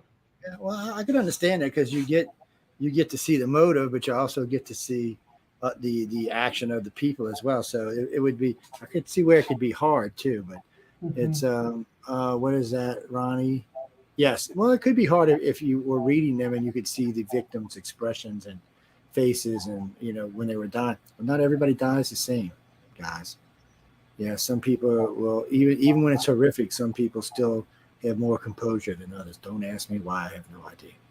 I was recently, and I can't talk about it too much because of a non-compete conversation type of thing, but I was recently taken someplace to be at a crime scene, and I could see what happened through the victim's eyes, blow by blow. It was kind of traumatic in some ways. But I think more people like me that can have this ability, if their intent was to solve crimes. I always tell people it's not about solving the crime to find the killer, because that's not always what we do. Sometimes it's giving that family, that loved one that's still living, that doesn't have any answers. It's giving them some sense of hope, or some closure in some way. I'm more about the family having some sense of hope or closure than I give a crap about the perpetrator. Even hope, some sense of hope would just be, I think, the world for a family member not having any idea. I agree with that, because it's nothing worse than not knowing what happened. It's and a lot of people, unfortunately, will experience that. Well, no, Ricky, because you don't always know what happens. Sometimes someone goes missing, and even if they catch someone who they thought might have killed them, they still don't always tell you where they're at or what happened. And then there's always in the back of your head, maybe they escaped. There's always, it would be more like false hope, dude. Well, look, in all fairness, we've done cases where people have gone missing, and we found these people, on the other side of the country, living with somebody, usually somebody that they shouldn't be living with. There's nothing you can do about that. It's not our job. All we can do, if they're underage, all we can do is contact the parents and say, hey, this is where we've seen them at. If they're legal, whichever legal age means it's different in different states, there's nothing we can do. We'd be in trouble. Yeah. So if you're 17 and you hop in a car, whether you're a guy or girl, and you take off to California, there's not, and we find you there because, somebody said aliens took you or something, and we find you out living with this person, there's nothing we can do about it. And we're legally, we can't even tell our parents. It's just one of them things. But you may not actually be an adult, but as far as the courts are concerned, you're old enough to decide where you want to live. So at that point, usually by the time you find someone anyway, they're 18, 19, 20. There's not nothing you can do about it. And even if you see the person in pain and something going on, all you can do is maybe, call a local PD or something like that and say, hey. But if the person themselves not calling, the odds are if the PD shows up, they're not going to say anything anyway. So, yeah, you can tell I've done this a few times. And my company, actually, we specialize in Section 8 properties in New Orleans. So we've seen our share of this here and there and other places. So not something you want to watch, not something you want to deal with. But you mean me? Oh, I've worked in haunted places. We're not going to get into that. We'll do a show on that one day. Yeah, dude, I'm from New Orleans, and I work in old homes in New Orleans. Of course, I worked in haunted places. Actually, I was thinking about bringing Ericka to this place on St. Charles. Oh my God, this place is haunted. It's stupid haunted though. Oh no, it does stuff like throws things downstairs, knocks things over, makes weird sounds. Doesn't do any harm to anybody. It's more like it's trying to be funny. Oh, there's something in my house. Yeah. Okay, so that, because like when you see it, when you say it, I see it. Okay, and then I draw it. I'm weird. Does it have red? So I'm drawing it, but I don't know what all I've drawn. So does it have any kind of like brick on the outer? Like I know you said. Oh yeah, the place does. Yeah. So what you got on? So in this particular, when you walk in, so you got a brick exterior. And then you've got when you come in, I guess it would be the left wall is brick going up the stairs. So I keep seeing a hole of some sort. Like there's brick on the outer, brick here, some kind of white like plaster. Oh, it's more than likely either one of those damn ass big windows or a door. So on the old houses, you get these. They're about yay wide, and they have white trim that goes up around them and stops. And then if you're looking from the street and the curtains are closed, it looks like a hole. If the curtains are open, it looks like a window. Because a lot of times they have what you call them blackout curtains. So all you see is like black, and that's it. So it just looks like it's a hole of some kind. But if the curtains are open, you can actually see the panes in them, which is strange because I've seen that a couple times, which weirded me out. Is there anything on the floor? I think I'm more on the floor. Is there like a hole on the floor or a circle or anything? Well, when we were there was because we were now there's nothing there because everything's been remodeled in the place. Okay. So, but when we were there, you walked in, and I don't know what it used to be. It was like some kind of the banister came down for the stairs, and there was some kind of thing. I guess it was like a bar where it caved in and went through the floor. Okay, that's what I mean. And so they and the funniest part about that is the guy pulled it out of there and found it, drug it out, cleaned it out. Well, in one little cavity in there were these mason jars full of $1 silver dollars from the cement in New Orleans, uncirculated, never touched. Of course, people, the cement in New Orleans is closed. These things are worth a small fortune. The guy ended up like, I think it was $7 million worth of coins. Oh, wow. And I was like, it was weird because technically the judge said the contractor found them. It should have went to the contractor, but when it went, I think it went to the federal court. They said, no, the guy who owns the home owns the coins. Oh, wow. So, yeah. But the guy in the end, I think, gave him like $1 million off the deal. And so it was a weird thing, but I was just there. We were a sub on the job, and it was a weird.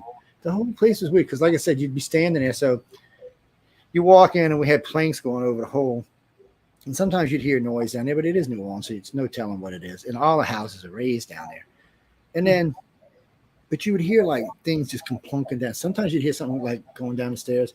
Like last time we were there, it sounded like a one of them slinko things going down the stairs, but you couldn't see anything. There was nothing there. But the weird part was when it hit it changed its tune because at the bottom was granite, and everything was wood, so it was going clink, clink, clink, clink. And when it hit the granite, it changed its sound. And then it went another 3 steps and fell in a damn hole. Okay. And then I guess it fell in a hole. I don't know because I couldn't see it. I'm assuming it fell in the hole. And then you'd hear like windows. And this is another thing. When you hear a window open and close in one of these old houses, it's amazing because usually for us to get a window open in a house, we've got to sit there literally for hours, just going down every little crack to get it unstuck for the 100 years of painting that's been going on. And then we finally get them open. These were just like, sound like they were blowing in the breeze. You're like, what the hell? So it was almost like it was taking you back in time. Well, let me rephrase it. It was almost like it was taking you back in time or forward in time, either way. But at the moment, those windows couldn't open. But yet you could hear them. I remember the owner came on day. He said, "Oh, you got some of my windows hooked. I can hear them plopping around." I said, "No, we didn't." I said, "That's your friendly neighborhood Casper." And he started laughing. I said, "No, you think I'm kidding?" I asked the boys over there. I said, "Been going on for like a week." He's like, "What?" And I said, "Yeah." And your neighbor came over and said, "Oh, you hear that all the time over here." I'm like, "Really?" But I didn't sense anything evil or bad. A couple of times we heard a dog barking from underneath the house, but didn't see any dogs. But that doesn't mean anything. It's a big house. It was just a strange place. And there was something about, because we had sandblasted to get all the paint off the brick to bring it back to its original, 1850s look. And when you touched it, you definitely got a sense of something. I don't know how you would put it into words. You could probably put it into words. It's not something. You would just get this overall sense. It was very powerful that there was something living there, and seemed to be happy that the house was being renovated. Yes. And so I was like so drawn to the brick and the structure, the outside structure of the house, and the brick on the outside. And I was so drawn to this little boy that I could just see on not even carpeted stairs. They were just like I saw them as just like wood, just sitting there on the wood. And he's sitting there like this, just looking around, and he has like a little bow tie. I mean, he's probably from a certain era because he has a little bow tie on, and he's just sitting there and he's just looking around, and waiting to go to church. Yeah, and then I can see another, like a man way over there. And I see a hole. Like like if I was in there, I'd be afraid that I would fall in this hole. It's like the floor has a hole in it in my head. The guy takes me outside, the older male, and he's taking me outside. And I don't know if this is a well or some kind of, sometimes I'll see like a circle well, like, where water would be. He's telling me to come here. And sometimes I don't like to go, and he's pointing at this. So what I think is going to happen? You're probably going to discover that there's a circular thing like this where there's more stuff. not just what you found, unless the stuff that you found was in a circular area, because he's showing me to come outside. There was a like brick, I guess it's a brick fence or something. I don't know. There's brick outside. Yeah, back in the day, they would have probably had a brick fence. Being where we were. I'm sorry? I said being where we were, we probably had a brick fence. It's on St. Okay. Charles, so they would have been, you know, now I don't know. I'd have to go do some investigation, but there used to be in some of the houses on St. Charles, they had wells inside the house. Oh, so you know, so if we're looking, I see we may be both looking the same way from the back house going into the kitchen area. okay. And it would still be almost the same look as the front, except the front's a little more fancy, but it's still the same way, same stuff. And that's possible. And because they plus back there, they would have had more brick anyway, because they probably would have had the double-sided ovens and stuff. And because these were homes, you know, all these homes down there, you know, 200 years old, 180 years old. Wow. So there was definitely slavery in them at one time or another. And there was other stuff since then. And then, so you probably originally had indentured service, then slavery, then back to indentured service. And now finally somebody's actually getting paid to do it. But I mean, I would venture that's how it went, because, you know, after blacks were freed down here, they went to harassing the Irish and the Chinese and anybody else they could get their hands on. So, and these people had a buttload of money. I mean, well, actually, Jimmy, a buttload of money to them would have been like $100,000. That would have been like $100 million today. I'm not kidding you, man. You know, like you get a loaf of bread for like a penny. It's not the same as it is today, where you got to go pay $3 for a loaf of bread. Yeah, well, what can you do? But it's a very, you know, but the house itself, if I remember, Monica, I think it was like 1864 or 1844 is when it was actually built. And I had been there for a long time. And it was a dispensary house, which means it was somewhere along the line. It was connected to some type of plantation for bringing stuff in and out, back and forth. So they would unload up the river a little higher than this at the plantations. And then they would come down River Road and bring them to these places. And then they would be dispensed out to wherever they were going after that. Oh no, people. Yeah. I don't think it's hard unless you lived in New Orleans 100 years ago. It's hard to really understand. So think about it like this, guys and girls. You hear us bitching about how hot it is. Think about being a slave 150 years ago and not even no such thing as air conditioning. Yeah. So the closest thing you got to an air conditioner is the Mississippi River. And the slave owners ain't real happy if you go jump in the river. They think you're trying to escape. So it was the mosquitoes and the bugs. I mean, hell. Yeah. I mean, it wasn't. I mean, the only difference for the rich people is they could go inside and they had little mosquito nets, but they were still living in hell too. Yeah, they were still living in hell. Don't ever let them fool you, man.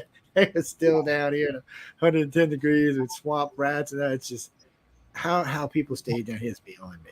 Why they stayed is beyond me. Now we're stuck down here. They got their whole little culture. Every house on St. Charles is haunted. Yes. And what's weird about it, so if you start out at the plantations out in St. Rose and you work your way back, all the plantations are haunted. Some have okay go, some have really nasty things, some have much more friendly, playful things. There's one in northern Mississippi. I can't remember. Oh, she's an old black lady. She used to wear a thing on her head so she could carry stuff. And this little white girl that was always with her. They got ran over by a horse and buggy. Oh, wow. And it was a complete accident, but people see them to this day every day walking down the road, leaving out of the plantation gates, because the plantation still exists, and walking down the road just as happy as two pigs in poop, just giggling and chatting. And they say you can hear them quite a ways down the road because they're giggling and cutting up, having a good old time. And it's just, if you walked up on it, you really wouldn't know. You'd hear must be some women out in the woods giggling or something. Yeah, well, you wouldn't know what to think about it. But everybody there knows the story. But there's lots and lots of stories like that running around. There's lots of horrible ones, people being chased down and executed. There's lots of good ones. There's lots of in-between ones. You got to remember, people, the South was hell. And during the war, it was even bigger hell. It just now started getting where it's not hell anymore. Yes. And when I mean just now, I mean the last 20 years. That's what I mean. Well, I live here. I can get away. No, you Yankees can't say that. Y'all get in trouble. But I live down here, so I can say it. It's just part of it. Anybody who lives down here been living down here knows what I'm talking about. That's so, John. That's what she was just saying. When she was up at the one in Alabama. So you're going to see, blacks fought in the Civil War. on both sides, actually, which still cracks me up. But that's bad choice of words. But they did. They fought on both sides, and they fought hard on both sides. Well, because it was the same. Because both sides were offering the same thing: freedom. Yeah. So you can stay down here and be free, or you can go up here and be free. It was the same BS offer, and it wasn't what freedom is today, by the way. So it's a whole different thing. But still, it's the South has changed a lot since I've been alive. I'm glad to see it. I lived when if you lived in Metairie and you were any color but lily white, they asked you to leave. Yeah. And you wonder why people get pissed off. No, that's what I'm saying. So it doesn't really matter. Ghosties are going to come in all shapes, sizes, and colors down here. You might get some Irish, you might get some Indian, you might get some black, you might get some white, you might get some in-betweens. Oh, no, there's a lot what they call Creoles down here because it's how the South was 100 years ago. You had to live there. So they bring you a white, like the one where, but not Kevin Costner, what's his name? He played in Face Off, not John Travolta, Nicolas Cage. So Nicolas Cage had a ghost in his house. Was a woman who would walk up the stairs and make the turn. So he had a stairway that went up with a balcony stairwell that went into the rooms wherever it went. And he had a woman that used to come up there and sit up there. So one of the ladies who was a friend of his actually knew it was there. She had seen it before, asked if she could do a tour guide in his house. Well, I don't think that he actually let it, but somehow or another it got out. It's one of the reasons Nicholas got rid of the house. There were people harassing him every day to go in this house. And he said more than one occasion, he said it wasn't mean or vicious. It was very playful. And he's seen it quite a few times walking up the stairs and walking around. And then Jenna would just kind of giggle and do like a twirl and disappear. No, she was wearing, a bell dress, whatever they called them back then. Yeah, it's one of those things. That's I'm not telling you where she's buried. Oh, no, that was given to me in confidence. You can forget that shit. I will tell you this. She's not buried at Cemetery 1 or 2. As a matter of fact, she's not buried in any cemetery in the city of New Orleans. So go look at wherever you want to. Feel free. Yes. Well, if he was around, I'd introduce Ericka to him. He's a very interesting gentleman. He's a great-great-grandson of Marie Laveau. And he was introduced to me by the great-grandson of, now his name went out of my head, Aleister Crowley. I've always said that Marie Laveau wasn't buried there. Not at all. People forget she had a house out in the swamp, a nice house out in the swamp. People always thought it was some kind of river shack. No, she had a nice house out in the swamp. It wasn't some shithole. It was really nice. Most people don't realize how wealthy Marie was. She was quite wealthy. And people just didn't realize it. And she was definitely good at what she did. Whether it was gossip, whether it was hairdressing, whether it was voodoo, she was just good at what she did. And we'll leave it at that, man. No, I didn't want to upset Marie. The hell with that. I've heard all kinds of stories about Marie. Ericka go talk to her. I ain't talking to the woman. The hell with that shit. Grandson or not, I don't want to do none of that. I'm just being honest with y'all people because you're going to go waste a lot of money going and putting X's on graves that doesn't really matter. God knows who's buried in that poor grave. They're probably going, stop putting an X on my grave, people. No. Well, no, it's good money. Yeah, it's good. You want to go see where Marie Laveau is. But matter of fact, the old Smith shop on Bourbon was where one of her places was, one of her businesses. Yeah. She actually had more than one. I didn't know that till later on. Yes. The woman was quite a bit wealthier than we've been led to believe. Oh, yes. She was invited to all the major balls in the city. Remember, this is a black woman we're talking about in the 1800s being invited to lily white balls. That's big. You don't just get that. You got to have some pull. People just loved her. For whatever reason they loved her for, they loved her. Well, you don't believe that, Christopher. So Christopher said, what do you think, Ericka? Did she just do a spell on the whole city? No, I think I've always said this. I think that there are people with abilities. And what aids, I think this is kind of my superpower, honestly, but not only just being psychic and badass, but people look at me and they look at my last name and they assume that I got some Marie Laveau connection. It's always been there. Yeah. And so some people are very afraid of me for whatever reasons. I have no idea. But I've always felt very connected to her. She is not in my bloodline, but I just know that I've always been connected to her. And even when you're talking about her, I'm looking around because I'm hearing noises all around my house. I feel like I can feel it. It's very weird. She's very powerful. I've always dreamed about her. I've always known things I should know. But I think, yes, she did have an ability. But I think the thing that worked to the best of her ability was the fear that people had of what they didn't know she could do. So it's still that fear of let me participate or be good because I don't want her to put the mojo on me. And so I think that worked to her benefit. I think she was good at what she did. You're 100% correct on that. She was good. She was good. But I just feel like to be feared sometimes, as those gangsters say, is probably going to be better for someone like that. You're not going to mess with her because you fear. A lot of people were scared of her. You mean Dwanda had her grandson, her great grandson? I made him prove it. Yeah, I'm just going to take people that don't worry for that. I do radio and TV. I can't go around saying that unless I can prove it. Yes, unfortunately, I made him prove it. Yeah. I made him put on his birth record, brought it all the way back to her. Actually, believe it or not, they kept pretty good records back then. Mm-hmm. They keep pretty good records in most cities until in the United States for about 200 years, Europe for about 500 years. And then after that, it gets kind of squirrely antsy. I met Aleister Crowley's great-grandson. I was just looking at different kind of magics that I might be interested in. And my wife was really into Wiccan at the time. So I was like, I'm not really into that. I'm not that sweet. So I was just looking for something that better fit my personality. And I met him and we hit it off. And then he started teaching me what his great-grandfather. I learned a lot of interesting stuff from him. And then I studied with Gavin and Yvonne for a little while out of where they were, out somewhere in the Northeast. And it was a very, very interesting education, is all I can tell you. And we'll leave it at that. They're still friends of mine even today. Yes, they are. They're much not as cute as they used to be, but still. No. They actually, one of them still lives in New Orleans, but not the one you think. The one you think that you should live in New Orleans lives in New York. Yeah, I don't know. He said he feels safer up there. His great-grandma can't get him. They're very funny about their family thing.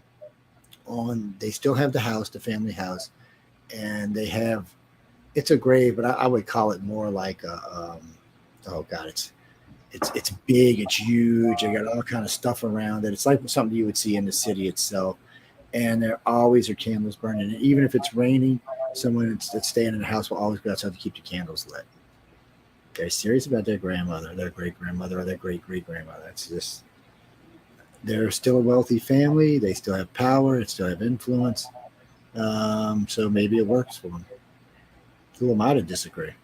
I've enjoyed their company for quite some time. Where? I told you got to go to, I would just come meet the lady at Paracon at Pensacola Con is what I do. I just come meet her. Say, hi. I'm some scary, ugly guy. Can you read me? She charges appointments too. She charges extra for scary, ugly people. I'm just telling you ahead of time. Okay, it's double for ugly people. I'm just trying to help you ugly people out. Bring extra money is all I'm saying. No, I'm just teasing, guys. No, really, I should come down and say hi. I'm sure she'll be busy because anybody that runs these things are always freaking busy. I know several owners and people who run them, and they're always busy. Guy, your boy DragonCon, I got to spoke to him like 5 words last time. And I met Dan Farr, who does FanX and 3 others in the United States. I met him this year in LA, and he's another one. It's just like, it's hard. These things keep you busy. Actually, no. Since she's having hers this year, I'm going to go see her instead of going to FanX. Well, I'd rather support local stuff. No, I don't get me wrong. I like Dan and his crew, and I like FanX. I'd just rather support local stuff. It's the same time of the year. Yeah, that's a plus. He's in Utah. Don't get me wrong. It's beautiful in Utah, but I just, I'd rather just support somebody local. No, I come out for local paranormal groups and stuff. I'm not anti-paranormal. I'm not anti-anything, really. I believe in live and let live. Really and truly, I do. Just don't aggravate me, and you don't have to put up with my mean self. That's the best way to be. And don't start that on a teddy bear bullshit. You just don't know me. That's all. No, I was going to actually ask her that. I was getting ready earlier in the show. I said, "Your old man must be kind of big, man. All kind of demons floating around and shit." Does he go like, "Ericka, don't bring anything in the house, woman. Quit this shit." So my husband is actually Arab. He's Moroccan. And so, Oh, handsome little bastard, huh? Oh, excuse my language. yes. Woo, yes. So the thing in their culture is the jinn and the genie. Oh, I remember that, the jinn and the genie. Yeah, so we do have a lot of spirits. And when I go to Morocco, I walk around and I'm like, oh, that place has a ghost. That place has a ghost. But it's funny because in their culture, there's also, the whole hoodoo voodoo stuff too. Mm-hmm. There is. Have the shops. And I shouldn't be saying this, but one of the friend of a friend's had a husband that's just like me in Moroccan faith. And so they took me there. And the guy was like, oh my God, her powers are so like Psychic Gang recognized Psychic Gang. And he was so enthralled with me. Like, I'm like, dude, I'm married. Back up, buddy. Calm down. He wanted me to join the tribe or something. I don't know. But when I walked, they can have more than one wife over there, so you never know. It's true. But it was like when I walked in that space, it reminded me of, when we see those movies, like the people that are being exorcised and their eyes are turning white and all that other stuff. It wasn't exactly like that, but it was very similar to it. And I could see all the spirits, like it was like a fog. You would have thought he was burning sage up in there or Bahur or something. It was like all these ghostly spirits. And when I walked in and he could see that, like I was legit and I could see him, he was like, oh my God, she can see them. She can. And it was so funny. And all these people he was telling all these people that I was coming a certain day and they started coming around. They don't speak no English. They speak Arabic and French. And they were like wanting to touch all on me. And I was like, oh, I know. Don't be touching me now, people. That's right. That's enough. Don't be touching. I'm funny about touching me. Look, you want to talk to me? That's fine. But yeah, so my husband unfortunately has had to deal with this in his life with his family. So whole nother country. His sister, saw things and he saw things. And when I went to his house, I think the third trip, I kept telling them, and he would deny it, that there was a spirit in that house. I kept saying, one was messing with my kid, and he was just trying to downplay it. Finally, after the third or fourth trip, he went ahead and told me, which I already knew, that when his dad built that house, it's multiple stories, that a man got crushed in the house when they were building it. And so I was like, you finally are going to tell me. That's up, I've been traumatized by this man this whole time. But yeah. Places like Morocco are going to have so many more entities in places in the United. I mean, there's so much older. There's so much more history there. So many things that's going on. So many wars that endless people were killed in. This is going to be so much. I know a friend of mine, every time he goes to the Middle East, he said, man, dude, he said, everywhere I go is like just a horde of dead people. He said, I'm not used to that. He said, in the United States, I'll walk in a building, I see 2 or 3. He said, I forgot where he was at Baghdad Palace. He said he must have counted over 100.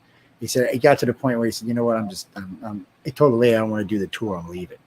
Yeah. But he was an American, so he had to be escorted.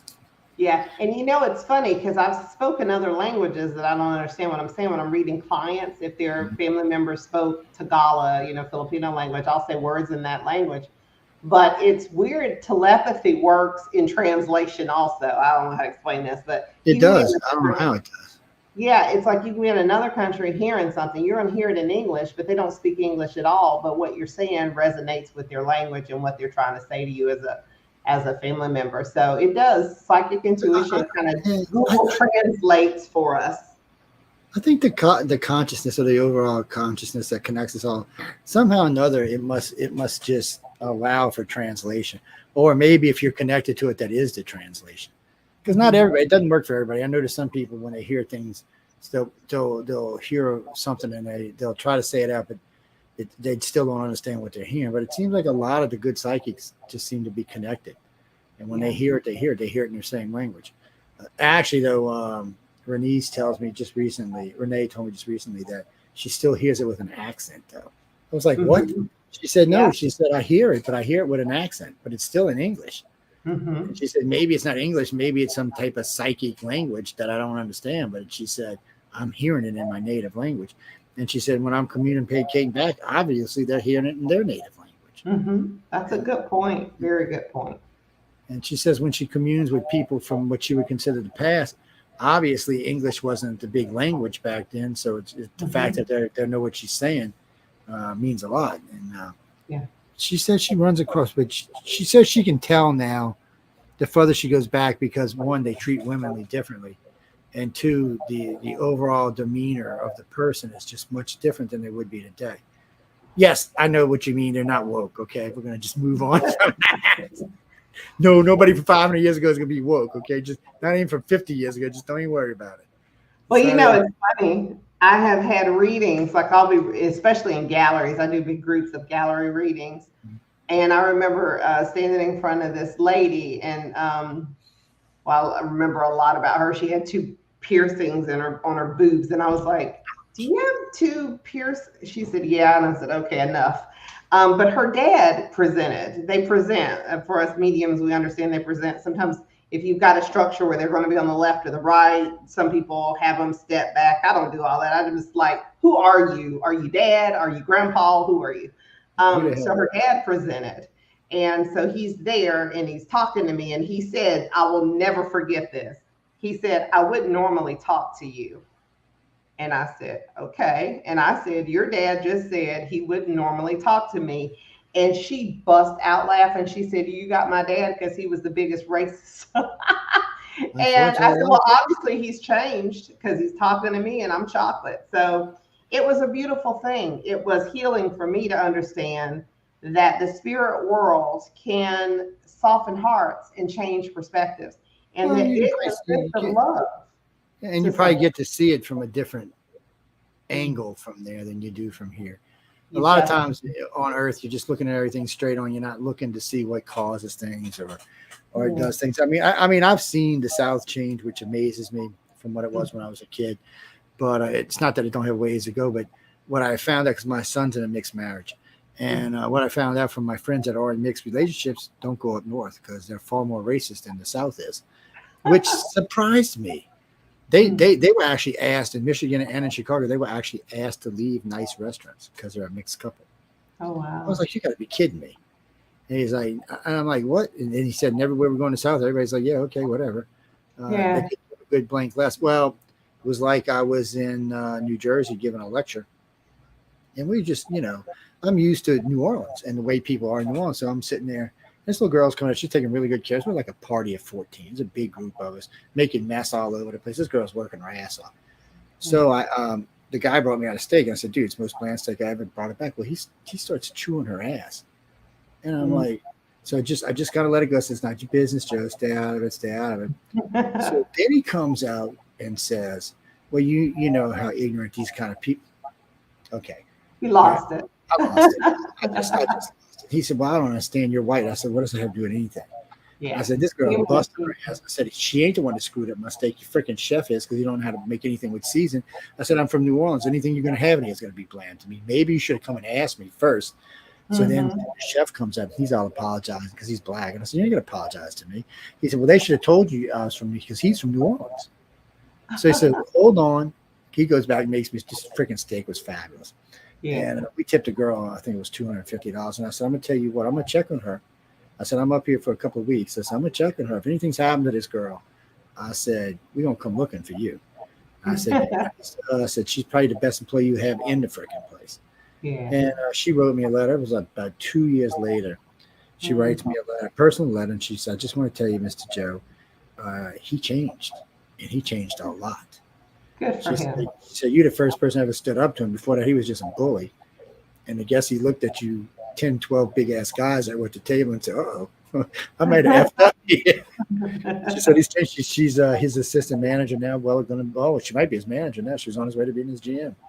Yeah, so it's good to see. Not all stories work out that way, but I was surprised. I was just surprised how racist up north was. We fought the war, and I'm thinking, really? What happened? Did something go backwards or something? Please tell me what happened, because I'm still confused by it. Yeah. All my friends, I got a bunch of professional friends that live in Chicago. Almost all of them are moving back to New Orleans. Almost all but 2, they're moving to New York. They're like, I'm not staying up anymore. This is ridiculous. and I'm like, what are they being racist? Yeah, they're pretty racist up here. But then They get racist, and then we stick some crazy bitch like Lori Lightfoot in office that makes people more racist. She's like, she said, anyway, I'll be home soon. I was like, okay. But New Orleans is a weird place. What is it, Denise? Well, no, what do you mean? Is there more black ghosts than white ghosts? That's like the dumbest thing I ever heard. First off, that would be whatever area you may happen to be in. So let me say, and let's say we're in Kenya. You think there gonna be any white ghosts there? No. I mean, think about the question you just asked. You mean in New Orleans? I wouldn't know in New Orleans. It would be 50-50, I would say. Yes, I'd say it's 50-50. New York, probably 50-50. I think for me, you know, I've gone to different places. Like I remember when I was in Alabama, I went to Prattville, Alabama to a plantation.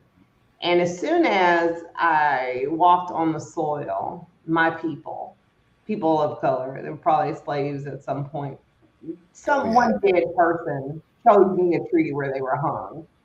And they knew that I was not in their genre. You know, they knew I wasn't in that area, but they were able to communicate with me.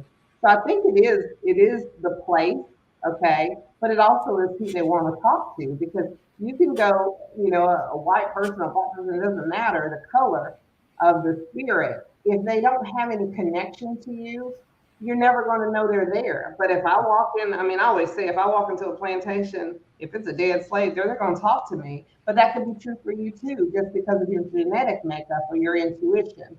I've walked places where there could be a lot of Caucasian ghosts and they don't talk to me, or they do talk to me. It's all situational.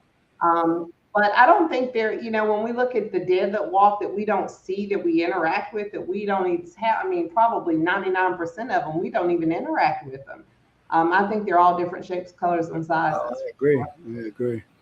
Well, what is that, Jackie? That question's kind of, you might want to restructure that question there.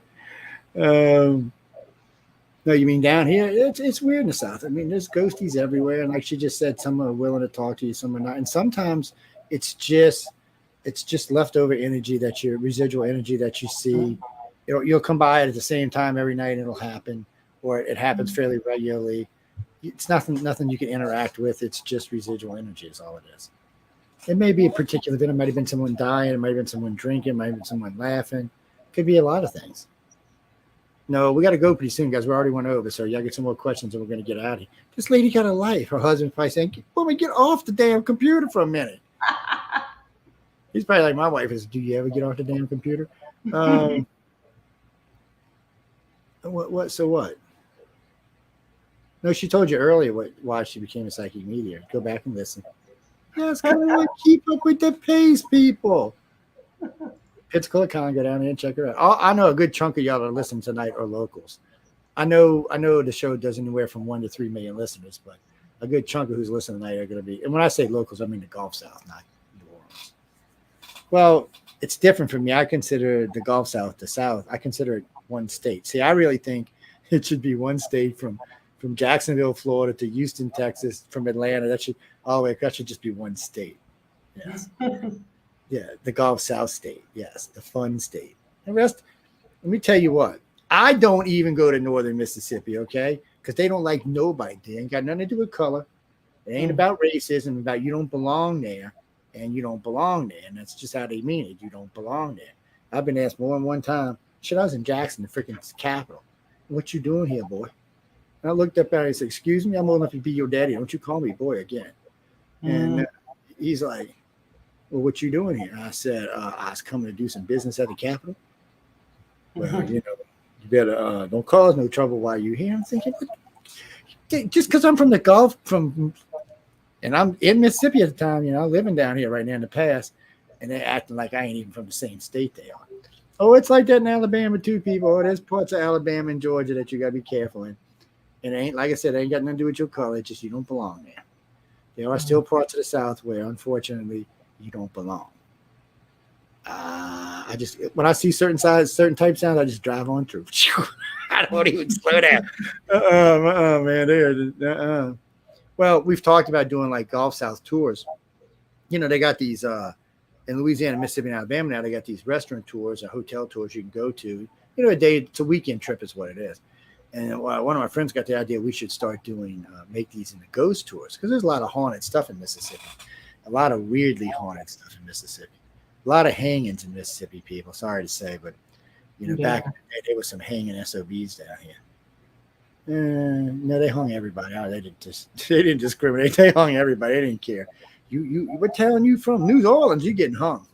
Yeah, no business being in that part of. No, there's things like that. There's different parts of the state that I would say if you wanted to go hang out in, check out haunted stuff here. Florida's not like that. Florida's a different kind of state. Florida's just Florida man and Florida woman. There's nothing that we'd be surprised about in Florida. I think it's pretty crazy and safe too. Yeah, it's for the most part I find Florida to be pretty safe. The people ain't the problem. The panthers, the alligators, the black bears. That's the freaking problem. we in where were we? We in somewhere on the other side of Destin. Oh no, we were actually on somewhere on the other side of Panama City. And we're cruising out and it says black bear warning. Black bears may be seen. We're like 25 feet and there's one standing in the road. I'm like, well, watch this, turn around. I don't want to shoot one, people. Gators. I freaked my wife out one night. I'm cruising down this back way out in Irish Bayou. I'm doing about 80. And I zinged by. I said, what the hell was that? So I stopped, turn on the lights, turn around, look. There's an alligator. He's stretching from one side of the street to the other side of the street. Mm-hmm. Stunning. Yeah, this guy, he's 18, 20 feet. I'm like, uh-oh. I said, well, we're leaving now. He would have ate my car like it was nothing. I think I was driving a Nissan back then. He'd have ate it like it was nothing.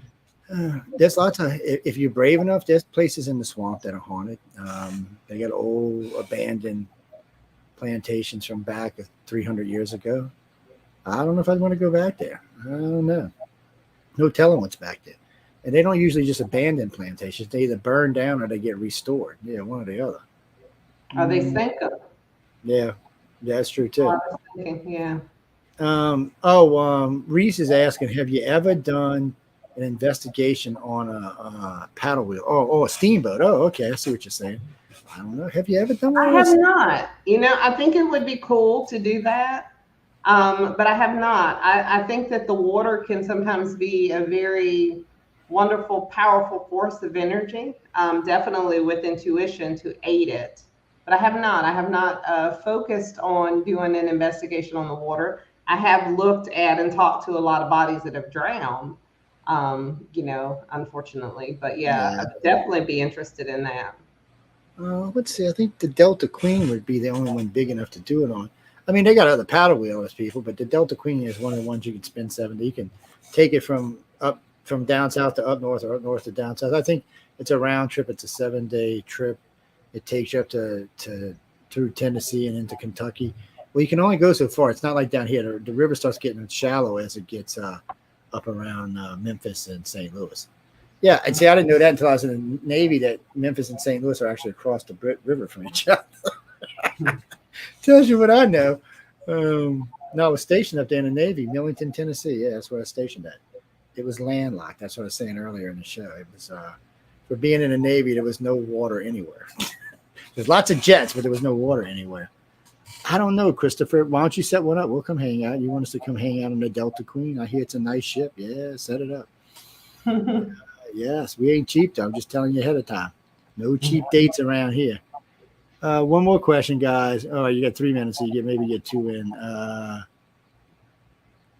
Dravanda. All right. Hey, I didn't see the NA. Give me a break.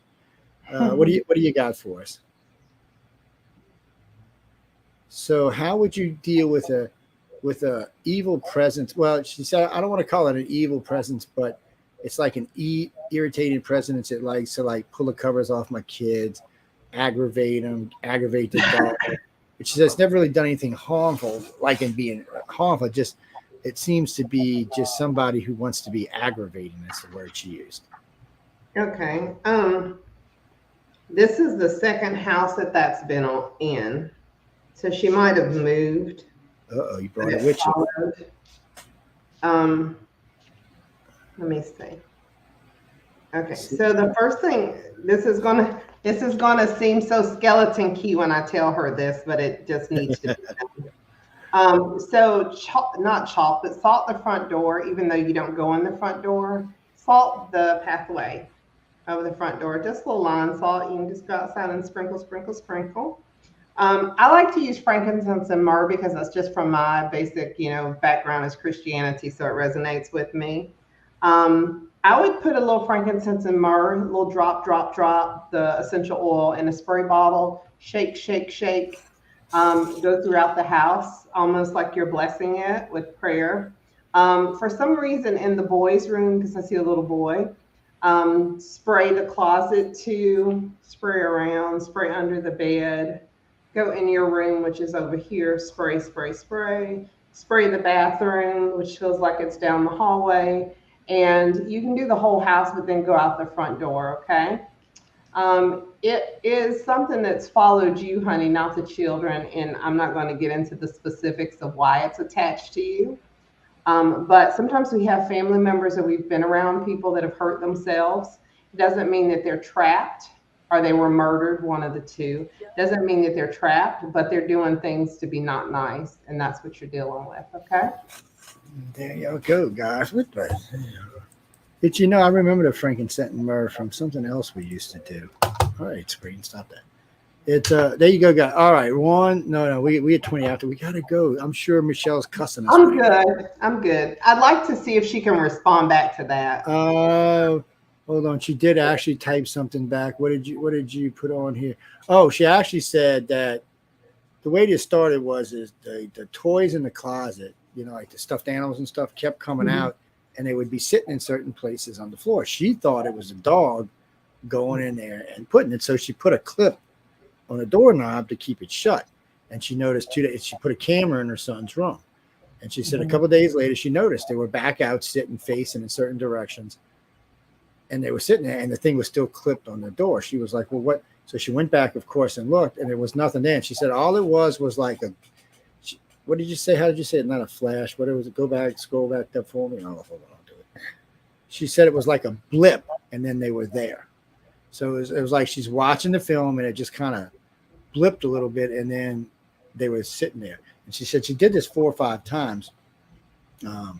So she said, yeah, she said she'll definitely try it out. Anything. She said she put it on the kid's door, the closet door. Tell her she can just mist it all in the room, but I focus on the closet, like it started there.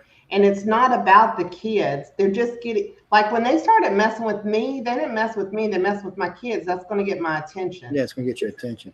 Yeah, this is someone who's trying to get your attention. They're taunting you, really, honestly, but they're using your kids. And I don't like that at all. Yeah, and she said when she puts everything back in the closet, so a couple of times she's drawn a bath and seen this, and she's fixed it, and she went back, and she said she'd go back in the bathroom, the water would be off, and she said once or twice it was probably a good idea. She would have flooded the house. And she said, but she's got a habit of putting her stuff out on her vanity top for after she gets out of the shower.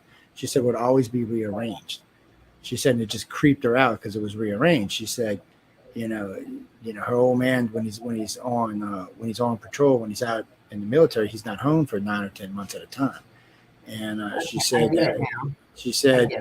yeah, so it just creeps her out. She said, but nothing's, it's never tried to touch her or anything like that. It's she said one time she did find a puff of hair from her hairbrush on the floor, but she said, I don't know if that was from them. Maybe I did it and I realized it. And see, that's the other thing we all tend to do. We automatically start trying to make excuses for the out of the ordinary. Bad people, you should investigate the out of the ordinary. Yeah. Well, you're going to kick them out. So you're evicted now, dude. Get out of my house. I don't know. I live with witches, so I don't worry about stuff like that. I live with witches and I work with witches. This girl who runs my stations, well, she's we won't call her a witch. We'll call her something else. Yes, but there are several witches on the network too. Yes. Mm-hmm. Yes, I don't worry about that stuff. They keep me pretty safe. They want to keep the boss safe. Yes, I might have good plans for him in the future. So they want to keep me safe. No, really. I know y'all talking about Kirby. I remember reading him a couple of weeks ago when he came and he was telling us about real quick. So Kirby lives in Pittsburgh, Pennsylvania. He's just a regular everyday Joe, got an everyday 9-to-5 job. He's a manager, actually a supervisor manager for this company. And he said, though, so he'll get up in the morning and he's kind of, I don't know what you call it, nitpicky about what he does. So he lays all his stuff out the night before. He puts out his pants, his shirts, everything he's going to wear, all the way down to the tie clip and everything else. He puts it all out. Then he sets all his stuff up for his breakfast. Anyway, he gets his whole morning set up. He said since he moved into this new house, he said it seems to be now that it's never the same as he leaves it. He said, I've never seen anything. I've never heard anything. He said, I got cameras in my house. He said, I got animals. Even my animals haven't seen anything. And I said, well, how do you know if your animals see anything? Because when it happens, if they see something, they're going to be like, and then, when it goes away, I said, have you ever heard your animals barking and meow or anything? And then he said, well, yeah. I said, well, then you don't know if they didn't see anything, do you? Even though my dogs they'd bark at a spirit and go back to sleep. Mm-hmm. They would too. They'd be like, "Oh, it's a spirit, Dad." Okay, it's time to go back to bed. I don't know. Go ahead. I'm not sure that I get anything about the Kirby situation with the bed, but they immediately take me to his throat and his chest. When you mentioned his name, I went throat, chest. I would tell Kirby, unless he's a real thin guy and he doesn't have any problems with snoring, he needs to be checked for sleep apnea, because I feel like I'm standing over his bed and I feel like I'm watching him stop breathing during the time that he's sleeping, like he's choking, unless this thing is choking or he's having some problems with that while he's sleeping. People will get your attention in a lot of different ways, and sometimes it's changes in your health or in the physical body, your spiritual body, something. There's something that they're trying to tell you. It's not so much a bad thing. So right off the bat, he says, I love this woman. He said, ever since I moved into this house, I started having like scratchy throats, aggravated throats. He said, I've had the house checked out for mold. He said, I had him come test my vents and everything else. He said, doesn't seem to be anything or any allergens in the house. He said, but since I moved, he said, it's gotten to the point where he's actually considered selling the house. He said, because when he's out, when he's not at home and he's everywhere else, it only happens when he's at home. He said, my throats don't bother me. I can go out and eat, do whatever I want. He said, but when I get in the house, usually about 15 minutes after in the house, I'm kind of like, just it's like a subtle cough. And he said, as the day goes on, it seems to be more of a cough. And he said, and I have woke up in the middle of the night coughing my ass off, and then went and got a drink and went back to sleep. So he thinks this is what, about a 250-year-old house. So it's a pretty old house. But dude, I mean, I'd go with Ericka saying you might just need to move or get rid of whatever's in your house. So also try this, because I had an issue. I don't know who you would contact, but get an air scrubber. Positive ions cleanse the air, blah, blah, blah. A lot of times they use it for mold. They're very cheap to rent. Yeah, I've rented one here in Pensacola for like $75 for a whole night. And then I would move it around, like put it in your room, move it around. Try that, see if that doesn't help. But also get tested for sleep apnea. If it's not sleep apnea, it might be, sweetie, you're eating a lot of spicy foods and you don't even realize that the reflux is coming up, which making the throat itchy. And they show it to me as sleep apnea, like it's being clogged where you're like you're choking. So elevate the pillow. One thing that I can tell you if it's reflux, get a chewable Pepto-Bismol, chew it that night. And if you wake up with black chalk in your mouth, because I've had this happen to me when I had reflux, you definitely are having reflux issues, not paranormal. Okay. Yeah. So yeah, go get checked out, because I've had acid reflux myself. So, well, no, they. I remember when I went to the doctor, they found 3 scars in my throat, and she's like, "Ooh, this could be cancer." Of course, they checked out, and it wasn't. She said, "Well, no, you got acid reflux." They put me on these little pills that look like a pillow. They worked out. So yeah, actually, I don't have to take them anymore. Too, just to be safe. But I get the choking feeling, and it's something to do with, those things, okay? Reflux or sleep apnea. So where are you, by the way? Did you ever say? I thought you were down here, but you're not, are you? Oh, okay. I know what you're talking about in Los Angeles. I went down to film for Ancient Aliens, and that's the neighborhood they filmed in. It looks a lot like New Orleans. Oh, yeah, it's an old ancient-ass neighborhood like down here. Yeah, it's got the old rounded, I remember seeing it. But, well, the guy whoever's house it was really nice that they did it in. It is nice. But you know what? It was like living down here. You could smell the moldy, chalky. When you live in these old houses, especially if you've had them renovated, they get dust in them and shit. And acid reflux is a big thing if you eat. And from what you just wrote, obviously you eat spicy food like a goofball. So. Well, what do you mean? No, see, people down here we're weaned on it. So we start out eating it like at age 2. So we build up immunity to it. You poor people probably don't even know to get a hot food. And let me be honest with you, California don't have any hot food. They just don't. I got out of boot camp. I was craving Popeye's chicken. I went and found me a Popeye's. I said, give me some spicy chicken. I was only 18 at the time. I was ready, man. I got a big old 4-piece. I bit in a chicken, brought it back. I said, I want the spicy. He said, that is the spicy. I said, no, that's not spicy. So the manager comes out and explains to me that different Popeyes have different recipes because of the states they're in. I'm like, what? I said, I want some cayenne spicy Popeyes. Nope, no, I'm getting it in Cali. Still ain't getting it. I tried last time, can't get it. So that's just one of them things. But that's good advice. Go get it checked out, guys. No, Jenny, we got to go. Next time she's on, y'all can ask her millions of questions. We just needed to get to know the lady, see who she is, see if she levitates around the house when she's talking and stuff. I've seen a couple of things moving around behind her and stuff. So, one other thing, that guy, I think he has some cremation in his house.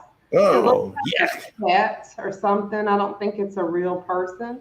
I'm not sure exactly because I can't see it now, but it felt like it was cremation of an animal. So I'd like to know if that's true. Go. You don't know? How long you been in this house? No, like his stuff, not theirs. Oh, she wants to know if you got it. You don't like pets? Well, bite the right whitey cheeky. How you like that? Well, okay, so I can be wrong on that. That's not a problem. So wait, he's still writing something. Hold on, let's give him. God damn, he's writing a damn book down here. Oh, so he said he don't know if this counts or not. He was dating this girl, Laureen, and she used to carry her dead pet cat around in a what? In a Hershey's Cocoa can? Is that what you're talking about? You're kidding me, right? No, really? Okay, it's probably a good thing reason you got rid of her, man. Oh, she left you. That's even worse, man. The girl with the cocaine can full of cat. I can't. Oh, wait. Hold on. What did you just write? Wait. Right. I got my damn screen jumped. Wait a minute. You're kidding me, right? So he's saying the day after they moved in, they were unpacking, and she dropped a cocoa can on the counter and dumped half the cat on the floor. Okay. You're kidding me, right? You're just messing with it. He's just messing with it. I'm still gonna love him, but if it's not in the house, I can't really validate that. It's just what I see. Yes, I don't believe you, man. I see cremation in the house. So if it's not there, you're not gonna hurt my feelings, honey. My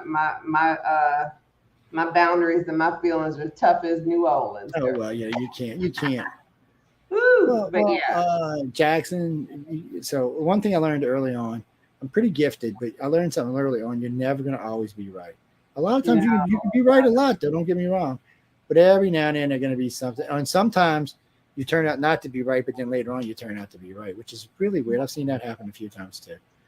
Yeah, we've had cases where we thought it was this, and then it really acted like it wasn't. And then a year or two down the line, it actually turned out to be well, like in Pensacola with Ed Walters. Yes. Golf Breeze, I should say. Yes, they thought all this about Ed Walters, and then they tried to debunk it and say it wasn't true. And then the other crew came down, and damn thing came and seen him while they were down there. So they were like, "Okay, it's true." It's things like that happen. Yes. No, we gotta go. No, y'all send them. She got an email or go over to her websites, check her out. No, we're gonna go down and see her in September, but we'll probably have her on again before then. That's 2 months away, so we'll probably have her on. And I'll tell you what y'all do. We'll bring her back in 3 or 4 weeks if she's not crazy busy. And we'll let you pick out one personal question you can ask her. Not her, your personal, not her personal. No, because y'all just going to ask her if she's married. We already know what that answer is. No, really, I'm not kidding y'all. Y'all can ask one personal thing, and if she catch something, then she can tell you. How's that? But if she does that, y'all got to come visit us in Pensacola. Yeah, I know I'm a no good bastard. That's just how I am. It's just how I am. Well, no, I'm serious. Come down and visit. But we'll ask her to come back in a couple of weeks, and y'all can harass the poor lady. And because Michelle's going to put an evil spell on all of y'all for keeping us running this late. She is. She's going to make us all disappear into some other Netherlands or something. I don't trust them crazy redheads, man. No. No. But anything you want to tell them before we go, Ericka? One more piece of advice, or don't tell them where the websites are again. Tell them where Pensacola stuff is again. Tell them where the websites are again.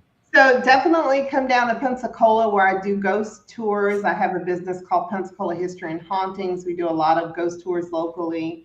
We do those pretty much weekly, and you can get information about that at PensacolaGhostEvents.com, or you can visit me and learn more about me and my team, Second Sight Paranormal, at SecondSightParanormal.com, PsychicDiva.com, or Cold Case, like Cold Case of Beer, but Psychic.com. I think I like the Psychic Diva one the best. Second Sight Paranormal I've been hearing about for years, though. On and off here and there. We got so many paranormal shows on the network that it's easy to keep track. Them and who is it? Paraflix? Is that who they are? I don't know. Mm-hmm. Yes. Oh no, Johnny. No, I don't work with them like that. No, sorry.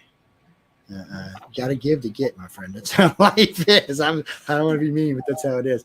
On that note, we got to go, guys and girls. Be sure to go hang out with Emily and Amelia and see who they got on tonight, because I don't have it in front of me. So y'all go check it out and tell them hi and tell them you love them and send them all kind of good wishes. No telling who they got on. They do everybody and everything. Oh, yeah, they do everybody and everything. They have a huge repertoire of guests, and Michelle's done so much television that she knows everybody and their great dead grandmama. So y'all be sure to go check them out. Tell them hi. Tell them Joe sent y'all. Until next time we have Ericka on, y'all be sure to tell Ericka hi. Send her some love. Take your asses down the pen. So now y'all got two things. Go vote. Okay? Go vote. And go see Ericka in Pensacola. And I'm glad you said that, because I got to play that as we get out of here. So guys and girls, thanks again for hanging out with us tonight. I hope you enjoyed the show. Any moans, groans, gripes, bitches, or complaints, write to Michelle DeRoche. Good night, everybody. Looking for stories that are fresh and new? Dark fantasy, humor, space exploration, time travel, cyberpunk, alternate history, and more. They're in the L. Ron Hubbard Presents Writers of the Future anthology, from 24 award-winning authors and illustrators, plus art and writing tips and bonus stories. L. Ron Hubbard Presents Writers of the Future. Buy your copy at galaxypress.com, Amazon, or wherever books are sold. All right, everybody. It's time for you to get out and nominate your favorite podcasts.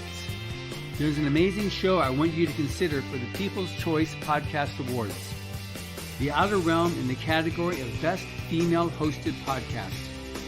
The Outer Realm is a very popular show hosted by Michelle DeRoche and Amelia Pisano, which boasts millions of listeners each week who are well known for and have been complimented on their very laid-back, roundtable style of interviewing.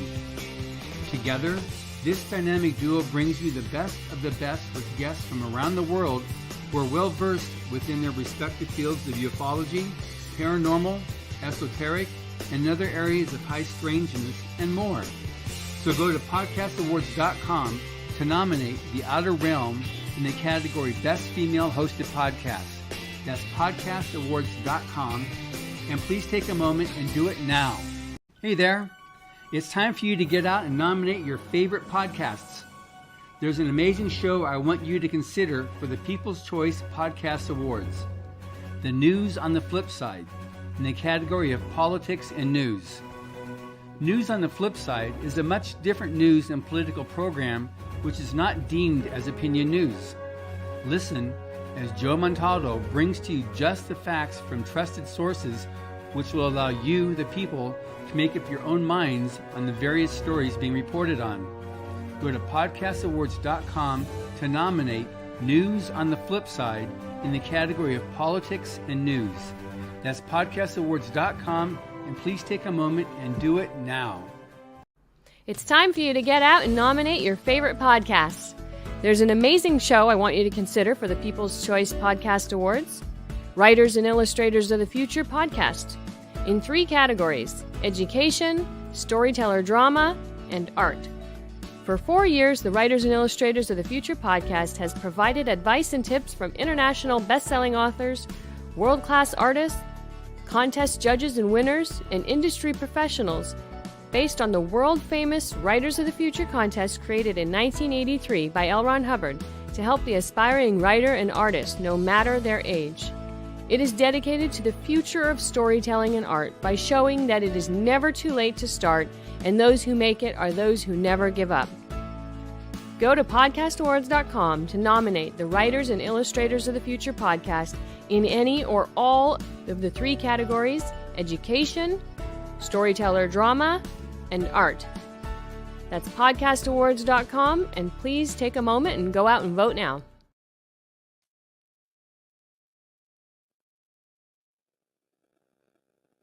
It's time for you to get out and nominate. All right, everybody, it's time for you to get out and nominate your favorite podcast. Yes, it is that time of year again. There's a show I want you to consider for the People's Choice Podcast Awards, UFO Undercover, in the category of entertainment. UFO Undercover brings you some of the most revealing and current research that is being done with respect to alien abductions and contact. Host Joe Montaldo has been an abduction researcher for over 35 years and is uniquely qualified to bring you live interviews with some of the most well-known researchers in ufology. Go to podcastawards.com to nominate UFO Undercover in the category of entertainment. That's podcastawards.com, and please take a moment and get out and vote now. Looking for stories that are fresh and new? Dark fantasy, humor, space exploration, time travel, cyberpunk, alternate history, and more. They're in the L. Ron Hubbard Presents Writers of the Future anthology. From 24 award-winning authors and illustrators, plus art and writing tips and bonus stories. L. Ron Hubbard Presents Writers of the Future. Buy your copy at galaxypress.com, Amazon, or wherever books are sold. You are listening to UPRN, United Public Radio Network, coming to you live on 105.3 right up to 107.7 FM from the beautiful city of New Orleans.